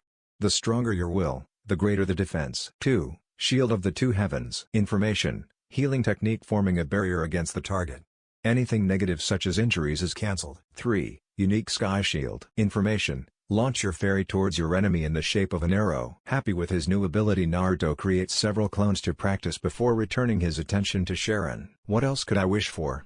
After a little while Naruto made this decision, not sure of the result but still tried. Sharon, can you give me the control of age? I would like to rejuvenate or age myself whenever I want. Naruto asked him, knowing that he needed a bigger body to fight his enemies. Consider it done. Naruto felt a strange sensation run through him before it disappeared, showing a change in their place. Your second wish was fulfilled. Now ask me your last wish? Sharon told him. Naruto felt the arrival of a powerful person heading in his direction and they had a brilliant idea. Sharon, I want you to give me the Hogyoku by cutting the link that the person named Aizen has with the edit object. Naruto told him, preparing for the fight to come. This wish is complicated but I will try. Answered in return Sharon. After a while his eyes flashed a red color. Your wish was granted. Naruto looked at the orb that had appeared in his hand before devouring all the energy contained in the Hogyoku and sending it directly into the Soul Devourer, gaining a new ability. Technique given by Hogyoku. 1. Broke the barriers. Information. Allows you to break down a person's barriers and release their potential. 2. Teleport. Information. Disperses your body into rayons of particles to appear at the desired location from a distance of 100 m. 3. Pure body. Information. You can change your constitution to pure energy during your transformation. That of breaking the barrier of a person's potential and transcending it, and that of teleportation, which made Naruto's smile bigger than before. Now that I have finished granting your wishes, I am leaving. Goodbye, Sharon said before disappearing. Naruto looked at the Dragon Balls, climbed high again and called 7 shadow clones and sent them to catch each one of the Dragon Balls, then sealed them in the scroll that had taken it. He noticed that his enemy had stopped and hadn't moved for a while. He must be wondering what just happened to him. Well, it's time to send a certain sick person for a trip to hell. Naruto tried to call for the skull adornment, Kusanada armor, but noticed that a message was warning him of a change. Fusion of abilities. Information. You must choose between Ichigo's 2 spiritual forms to know that his transformation will merge with the skull adornment. Skull adornment plus Hogyoku plus holification 100% or ultimate Getsuga Tensho equals. Explanation. You can only possess a spiritual transformation like a physical transformation, Super Saiyan. It's totally awesome. Naruto jumped from choice several times, knowing that this fusion will be even better than Ichigo's badass form, and couldn't wait to try it. But not knowing the transformation of the Hogyoku, Naruto asked what final form it would take. Shrugging his shoulders, he chose the ultimate Getsuga Tensho and received a new window telling him that the fusion was complete and ready for use. Fusion of abilities. Fusion completed. The Lunar Skull Chrysalis. It's a strange name but pretty good. He said this before checking the balancing level. Percent before balancing, 65%. Oh, this is going to take longer than I thought. Naruto slowly made his way towards Aizen before aging to the age of 17 and activating this transformation. At that moment several chains left his back before it disintegrated into gold dust and covered his entire form. Once the transformation was completed, Naruto asked for her form to take it well and summoned a clone who fell on his butt with a shocked expression. Naruto looked at his clones, wondering what was his problem. Tell me, what do you think? The original asked him confusedly. Scary. Was the only words he said before giggling out of existence, sending shivers through the other clones still present, who giggled in turn, sending several notices to the real Naruto. Oh okay, this is really too terrifying, exclaimed shocking Naruto with this new form. Naruto was completely covered in black gold armor with a skeletal skull on each shoulder, and on his left pectoral at his side a crack could be seen emitting a disturbing indigo purple color. It moved, was covered by a mask of on. This one had a demonic appearance with large sharp teeth ready to shred everything that came in. His hair had not grown too much but had taken on the color white. On his back we could see a spine going down the entire lower back, followed by a pair of 6 wings which each held a head without eyes which was placed on the wings themselves, but the most terrifying remained his gaze, plated in a mauve color with its completely red irises which stood out, its veins which pulsated lively. The lower part of his body was also covered by the armor up to the foot, wearing the bottom of a Shyakushu, Shinigami kimono, which seemed to be in flames and was moved in small wave movements, hiding his legs from everyone's view. Naruto admitted that her appearance terrified him. Okay, let's calm down and try to remove this pair of wings already. Naruto felt the wings retract inside in relief, but when he tried to change another detail, they didn't work. Well, I don't have a choice, so I might as well go and put an end to him. With Aizen meanwhile. Aizen was delighted. He had just killed the Spirit King as well as the Royal Guard and now watched all the world starting to invade the living world. Watching the chaos spread all around the world, Aizen settled into his new throne, peacefully enjoying victory over all his enemies. But a disturbance occurs, drawing his gaze to see the human world plunged into complete darkness. Strange, what could produce such a drastic result? He asked, looking around the four corners of the world before spotting what looked like one of the Chinese dragons from feudal times. Well, I wonder who could have called upon such a creature?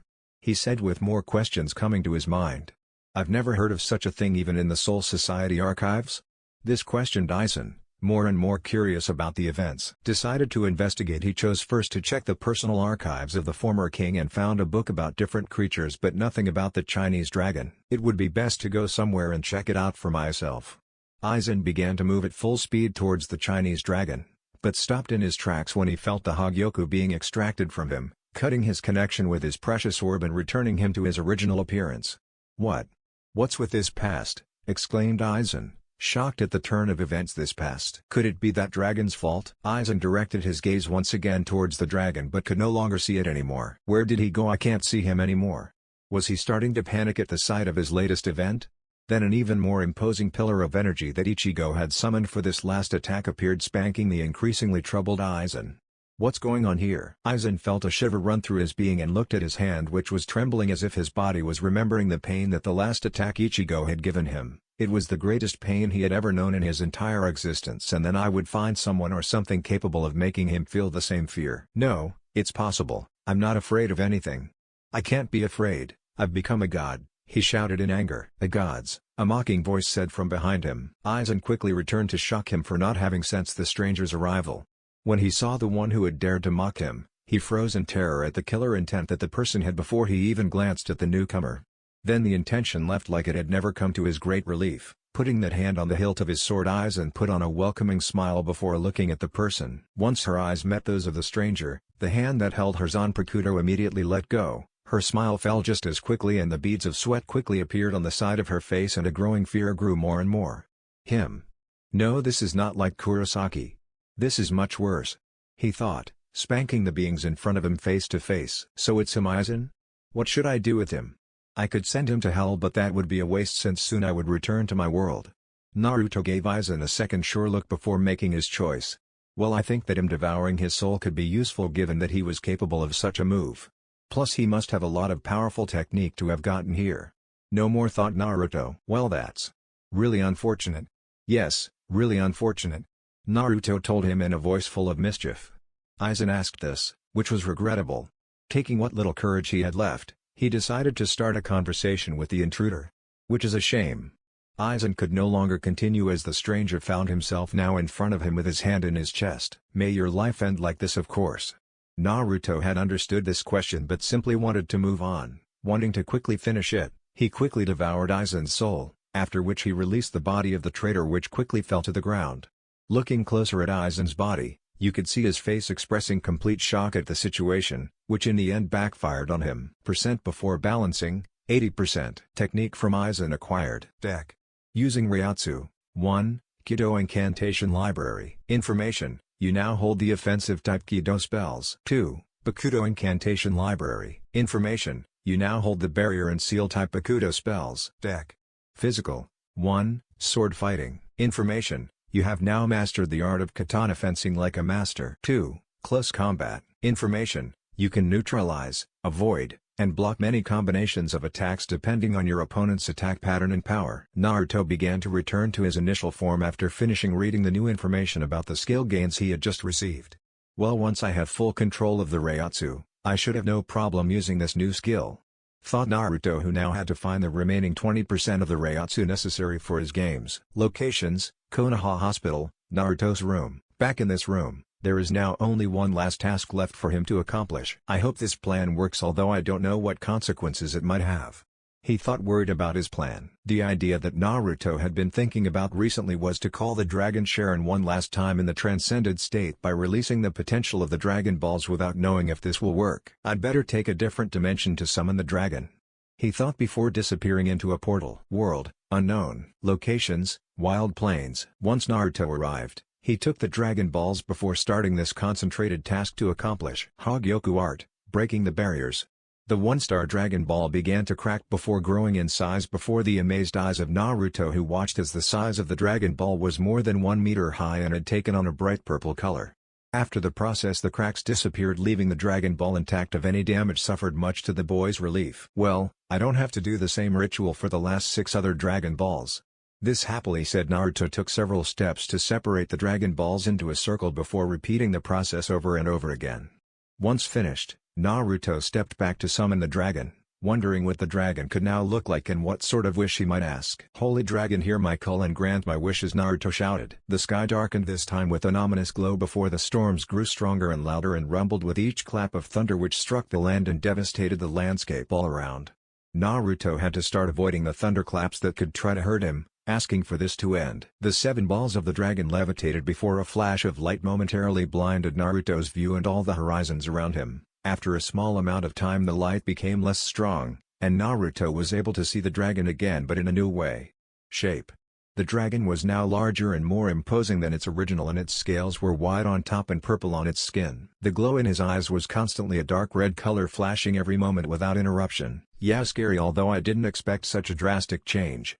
A drop of sweat ran down the back of his neck, giving him several shudders at the mystical entity that was in front of him. "You who gathered the 7 Dragon Balls, grant your wishes and I will fulfill them," scolded Sharon in a powerful and demanding voice. The earth all around shook in the words of the powerful dragon who faced Naruto, who did not seem to want to care less about such a display of power. "I would like to be able to control all the elements, not just lightning, wind, fire, water and earth. I also want to have control of Makuten, crystal, ice, iron, sand, thunderstorm," said Naruto, not wanting to just master the power of lighting and preferred to have a large amount of technique that could make him unpredictable in battle. "Your wish was granted. Now that it is, do you have any other wishes?" Sharon asked for the rest. In front of Naruto several pages opened, showing all the new elements that were relevant and even some that he had never heard of. To his greatest happiness, staring at the dragon in doubt for his 2 last wishes while hoping that it will work without problem. "I would like you to equalize my yin and yang energy. Wanting to put an end to this problem." "Your wish was granted. Now that it is, do you have any other wishes?" Sharon asked for the rest of the events. Naruto received a message confirming that his condition had changed, but that he still had one last problem before he could start the game. Sighing in exasperation, he hopes that his last wish could be fulfilled. "Dragon, I wish that you become my Zanpakuto and that you serve me, and to cure me of any condition that could be harmful to me in the future." Naruto looked at the dragon in front of him in fear, not knowing if the wish would work. In a powerful roar coming from the dragon Sharon, an intense light manifested itself before dispersing without the slightest trace of the dragon being present, to Naruto's confusion. "Your wish was granted, Naruto-sama."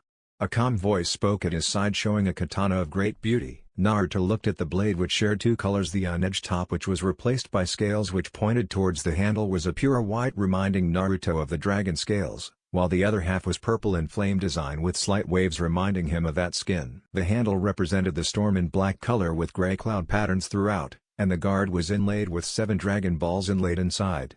Smiling at his new companion, Naruto took the sheath which was next to his new Zanpakuto, which was a yellow color as bright as the color of his hair. "Good, but now I have to be able to find a way to hide the katana from everyone's view," this said Naruto. And like that, the katana disappeared so soon. "Dragon, where are you?" Naruto asked in confusion. "I am in your inner world, Naruto-sama. You can now call me whenever you want." Sharon replies. "Oh, okay, that relieves me.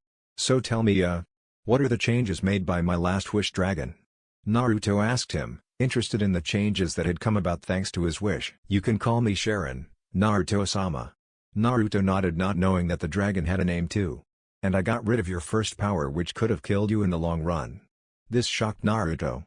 He knew that his power was powerful, but for him to become a danger to himself was a poisonous gift. "What are the changes and loss of power for this action?"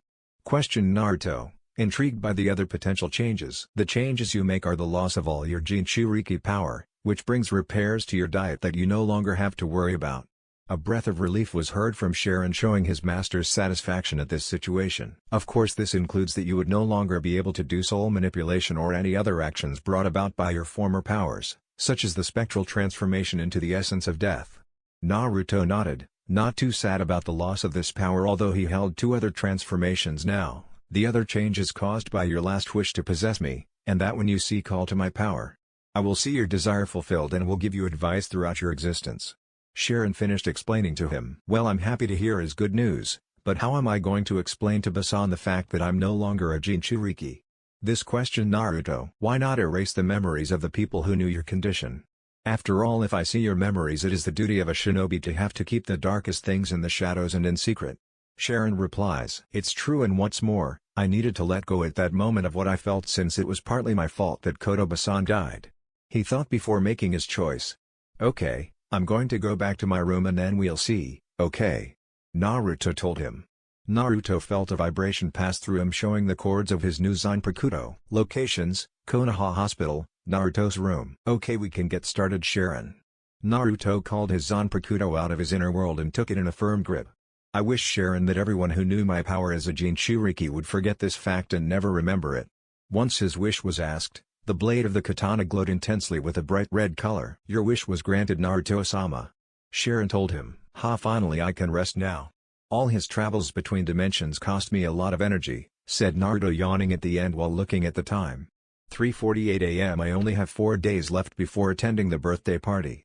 Naruto lay down in his bed hoping that everything would go well. If he looked out this window, he would witness one of the biggest days in Konoha, the end of the war in Kiri, and the return of their shinobi to the village. Chapter 6, The Meeting. Locations: Uzumaki family home. Time: October 7th at 10:30 a.m. 3 days before the triplets' birthday. In the home of the prestigious Uzumaki family clan, we find the 5 adults sitting in the living room having a discussion on the most sensitive subject that had affected their family, Naruto Uzumaki.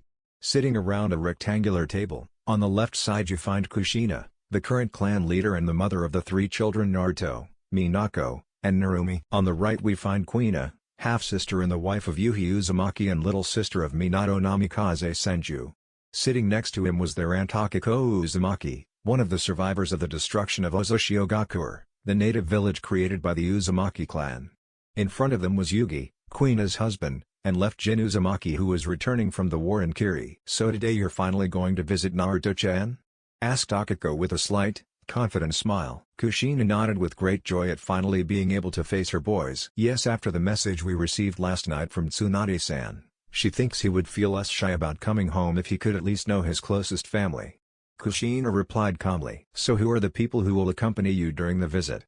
Kuina asks him. The other members at the table lean forward, interested in knowing who will follow Kushina to the hospital.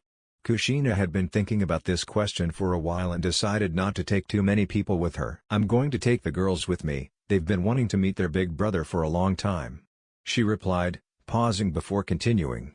"Minato Koi will also come to the meeting, of course, even if it stresses him out a lot to see Naruto-chan again after his 6 long years."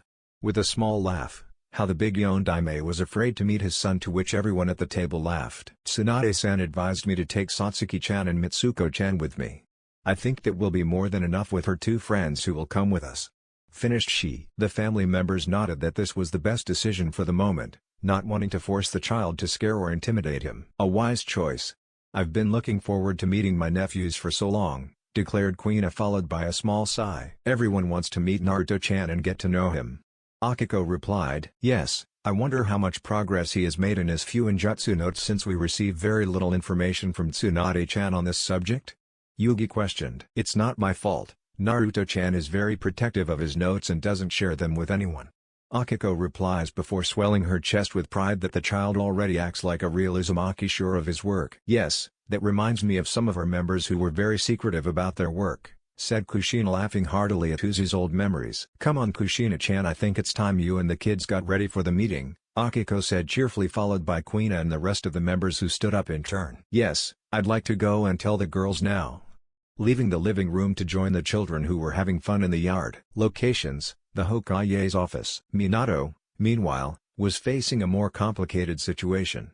In front of him is Mikado Uchiha, the patriarch and wife of the current head of the Uchiha clan and mother of Satsuki, Sasuke, and Sayako. At his side found Orochimaru, one of the legendary Sannin and Mitsuko's father. The 2 guests having come for reasons concerning their child. "Okay then, can each of you explain to me your reasons for coming?" Minato asked kindly. "You can go first, Orochimaru-san." Giving the floor to the Snake Master first. "I'm here to ask you about my daughter's graduation." Spanking the point directly to the subject. According to Anko-chan, Mitsuko-chan already has the qualities necessary to become a Genin. Receiving a nod from Minato, he continued.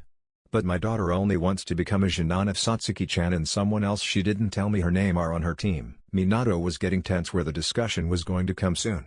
Mikado also knew what Orochimaru was talking about, as it was the same reason for that girl. She also told me that to find out who this person was, I had to come to you. Minato doubted he could hide the secret any longer. So who is the child who holds so much importance to my daughter? Orochimaru asked him. Minato looked at the two parents in front of him before speaking. Could this be the same reason why you are here, Mikado-san? Yes, my daughter told me the same thing that Mitsuko-chan said to her father. Mikado responds in return. Minato let out a small breath before looking seriously at the two people in front of him. Surprising them by the serious attitude Minato took on before coming out of the room. Ordered Minato, to which four shadows came out without question. Make some hand seal to activate the privacy seals in the room. First, I want you to promise not to tell anyone about the secret I'm about to reveal to you, Minato demanded, receiving two nods in response. The person your daughters Mitsuko-chan and Satsuki-chan are talking to is named Naruto, and to be more precise, my son is the heir of the Uzumaki family. Minato's words shocked Mikado to her core that her longtime friend did not share this secret with her. Orochimaru's only reaction was for his eyes to widen for a brief moment before returning to normal. Minato, having seen their expression and more particularly that of Mikado, decided to explain himself. Mikado-san, I know what you might be thinking, but let me explain the whole situation to you, okay? Minato told them. Then Minato started from the beginning with the problem at birth, the escape of the QB, the unknown illness affecting their son, and the choices made for various other reasons, and the only ones to know about it. In the end, both people understood the reasoning behind this secret, and even Orochimaru had a small smile at the end. Kukaku, so even Jiraiya-san doesn't know about his Kukaku existence.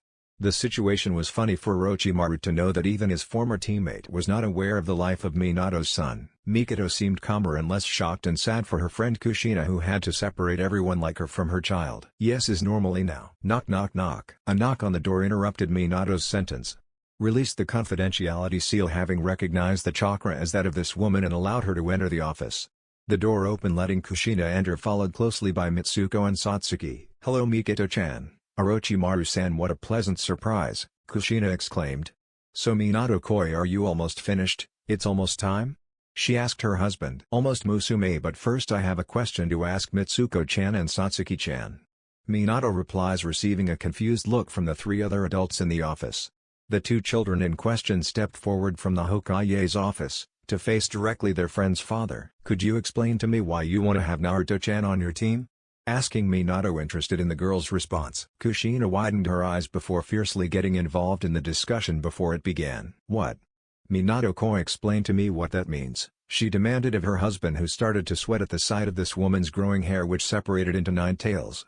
Orochimaru and Mikado giggled at the situation facing their Hokage. Meanwhile, their daughters released a few drops of sweat at the situation. Now I know where Naruto-kun's killing intent comes from, Satsuki and Mitsuko thought at the same time. Musume, calm down, I'll explain. Seeing this woman calm down, Minato took the initiative to tell her what happened before she came, and here's why now. Vesing signs to the two girls. I was asking them why they wanted Naruto-chan on the team. Finished Minato, seeing that the woman was completely calm. Kushina-chan, I understand you're right that you don't want people to know about Naruto-chan. Her longtime friend began. But from what Minato-san told us, Naruto-chan will be out in a few days, and you know how fast news travels in Konoha. Kushina nodded to her friend Mikado, who smiled kindly at her. Don't worry, Orochimaru-san and I won't tell anyone until then. Finished, she reassured her friend. Orochimaru gave him a nod of confirmation with his own smile and added, I can promise you no word will come out about this. Thank you Mikado-chan, Orochimaru-san, said Kushina, relieved by their words. Okay. Now that's settled, can you girls answer me? Minato questioned. The girls looked at each other for a moment before Mitsuko stepped forward to speak first. Hokage-sama, you already know about the abilities that me and Satsuki-chan have. This was not a question, as the subject often came up during Shinobi Council meetings. Since the time I was able to spend outside the hospital getting to know other children our age, I saw the difference in level that came from each of them that I must say found it rather mediocre. Drawing a small laugh from his father. This time Satsuki took the lead to continue. That's what the council plans to do by pairing us with Sasuke Baka, who I find doesn't have the necessary skills, and hasn't even mastered the basics yet. Kushina's eyebrows rose high at the insulting suffix put to Satsuki's brother's name. Satsuki-chan, why don't you like your brother? He can't be that terrible? Questioned Kushina. In which Orochimaru and Minato wondered why she had such a dislike for her brother. Mikado, knowing the answer, could only sigh in weariness at the ways her child had turned out, and understood that girl. If he's terrible, Because he believes that having unlocked his dojutsu because of a so-called accident makes him someone special. Plus he acts like that late Fugaku team. Finished she. The three adults grimaced at the last part, but for Kushina the accident part certainly intrigued her. Can you tell me for sure about this accident? She asked him politely. Satsuki looked at her mother who gave her a positive sign, to which those who were not in the know understood that it was a clan affair. My stupid brother was jealous that I already had my dojutsu. Several times he harassed me to tell him how he should unlock it, but I didn't know. Pausing, clenching her fist tightly at the anger that rose within her. So one day several other clan children made fun of me and tried to intimidate me by throwing a shower of kunais at me. Drawing a shocking yuan from the three adults, but I deflected them all and then I jumped into a fight against the baka and almost killed them. His friends warned the adults of the clan, incriminating me for what I had not done. If Kasen had not been there, I don't know what could have happened. Calm down, Satsuki-chan. I know you're mad at Fugaku and Sasuke. Mother told him that before sighing.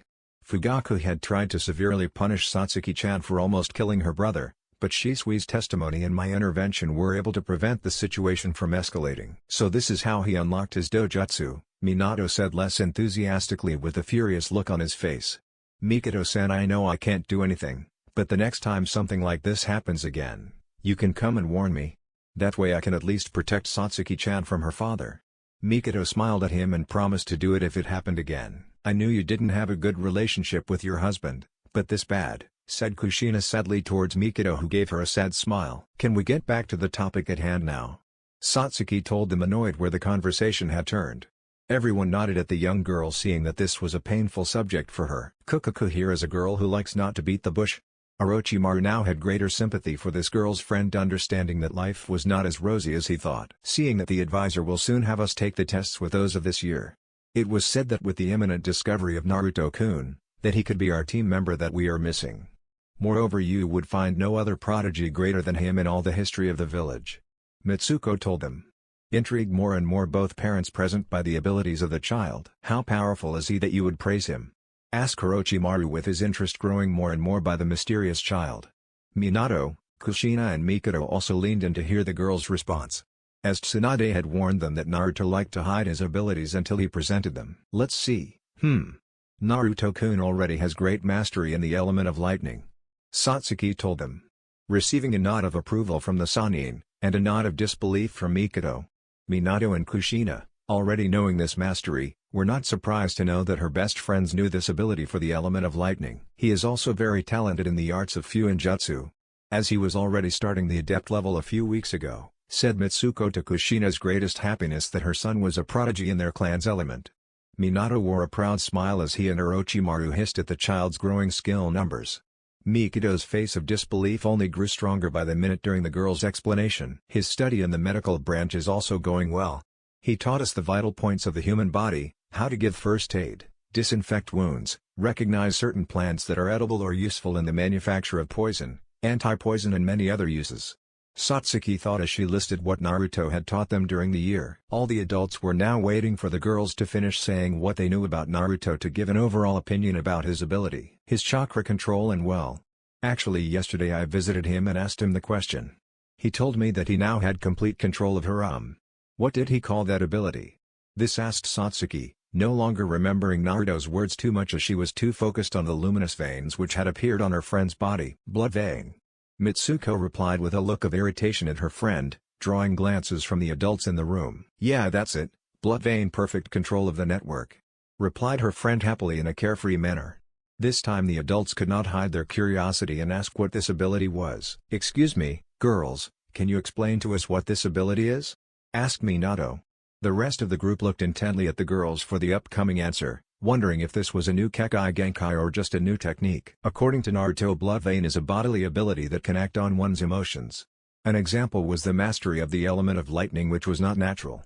Mitsuko began before continuing. But the greatest ability in it is to allow him to fuse his chakra networks with his blood veins, giving him powerful body armor and of course complete control over his chakra. Finished Mitsuko, not knowing any more about her friend's strange ability. The adults' mouths hung open for several minutes before they regained control of themselves and reflected on the new discovery of Naruto's abilities. Yes, my baby, you are amazing. A Bane, shouted Kushina excitedly for her child's strange power. Well, this is new, Mikado said a little stupidly, not knowing how to comment on that. A new ability that seems very useful to me.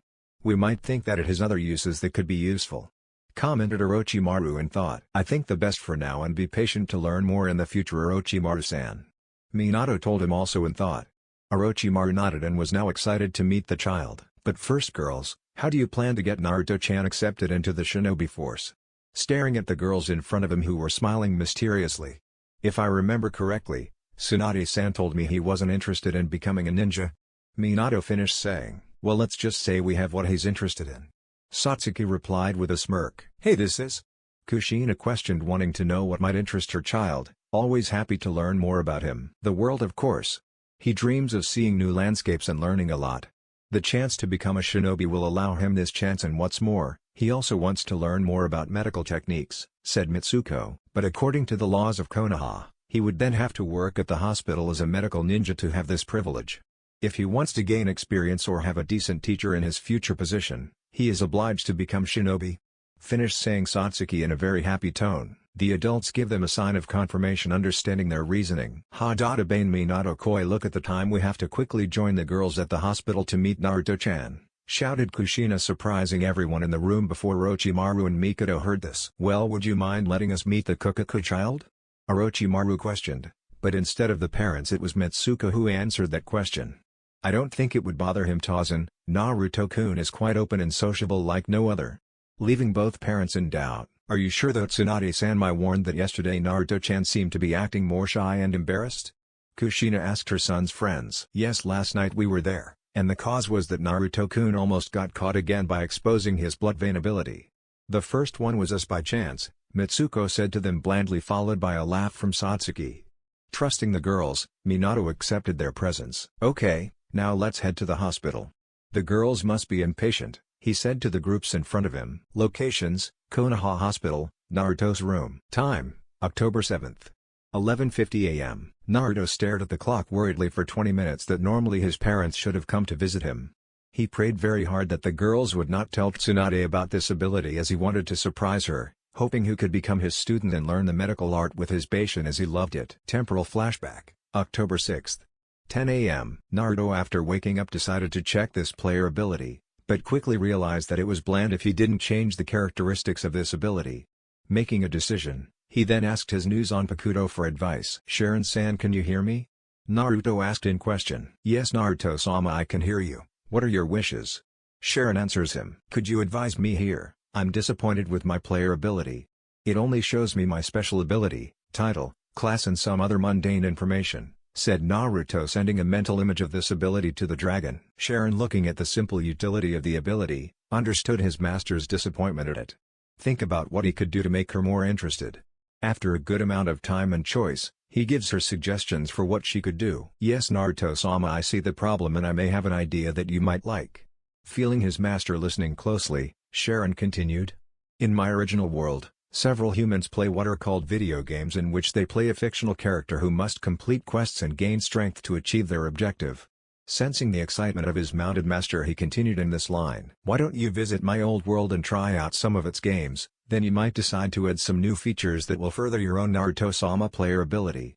Sharon finished telling him. "Sharon-san, you're a genius," exclaimed Naruto, happy at the idea of his Zanpakuto.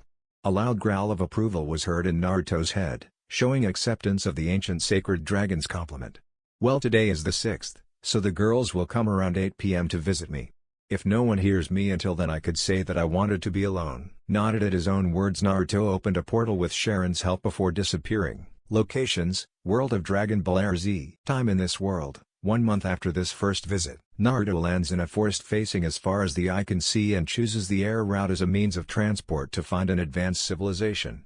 Following Sharon's instructions to find himself amazed by the technological advances that lie before him, Naruto holds back all his excitement before creating dozens of disguised clones to conduct the search for his video games, with each of them holding a good Zenus purse offered by Sharon as a wish. Seeing his clones this scattered matter was working on them, Naruto decided to ask Sharon about this dimension. "So Sharon-san, can you tell me more about this universe and who rules it?" said Naruto, really interested in the history that this world contains. Sharon arranged his ideas in place before explaining how this universe was governed. "Of course, Naruto-sama," Sharon replies. Naruto sat down with one of his clones holding a video games magazine, and ordered some food for the original, who listened to what Sharon was telling him. In this universe there are several gods of different classes. The Almighty began my creator, guardian of the earth. He monitors anomalies such as the invasion of demons in this world and the restoration of the environment little by little from his palace in the sky. Naruto hummed in joy and learning and continued listening to the lesson Sharon gave him. He holds no abilities for combat, but possesses great healing magic, Naruto exclaimed at this comment before asking a question. Wait, you mean he couldn't protect the earth if some mercenary from space came to attack the place? Sharon growled in affirmation. Yes, but on Earth there is a group of very powerful warriors protecting the place and who know the Almighty. Even they know who we were looking for to recreate the Dragon Balls. Naruto gestured for him to continue, happy with the answer he had gotten. The neighbor and King Enma, the gods who stand at the border of the dead, judging their crimes and doing in their lives. He condemns the criminals to hell and the benefactors to paradise. Naruto nodded, wondering if any gods could also exist in his world, and thought so. He is not very powerful but even capable of defending himself against a formidable opponent. Naruto, seeing that food arrived, gave the signal to Sharon to continue without interruption. The next ones are the 4 KOs who monitor each side of the universe, the north, the south, the east and the west. These are also trainers who in rare cases take disciples for their learn various combat techniques and participate in tournaments in the upper reaches. Naruto gently ate this food in a daze, loving more and more the tales of his Zanpakuto. The next one is the Grand Kaio, who often organizes tournaments for his pleasure. He has a huge palace in paradise and watches over the place from there. I have no other information on him or his abilities, but says to be a great trainer and mighty warrior. Naruto swallowed the soda, which he found to taste really good, before refocusing on the story. The next ones are very important. They are called the Chaosians. That's the end, guys. If you enjoyed, then make sure to leave a comment. This is Chaos Shinobi signing off.